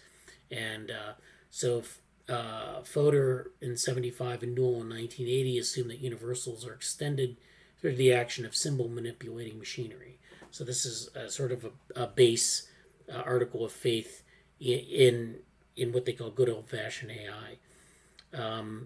Advocates of symbol manipulation suppose that there are mentally represented rules that describe relationships between variables, that those variables may be instantiated with particular instances, and that there are operations such as copying and concatenation that perform computations on variables. So there are all these different operations that you can perform on your training set that put it together. So it's almost like composition, what they call compositionality in modern AI, where you have to put things together in a certain way. You can use these universals, but then this is found limited success because relying on those symbol systems is somewhat slow, and it still has problems finding things outside of its training set. So this is an old debate.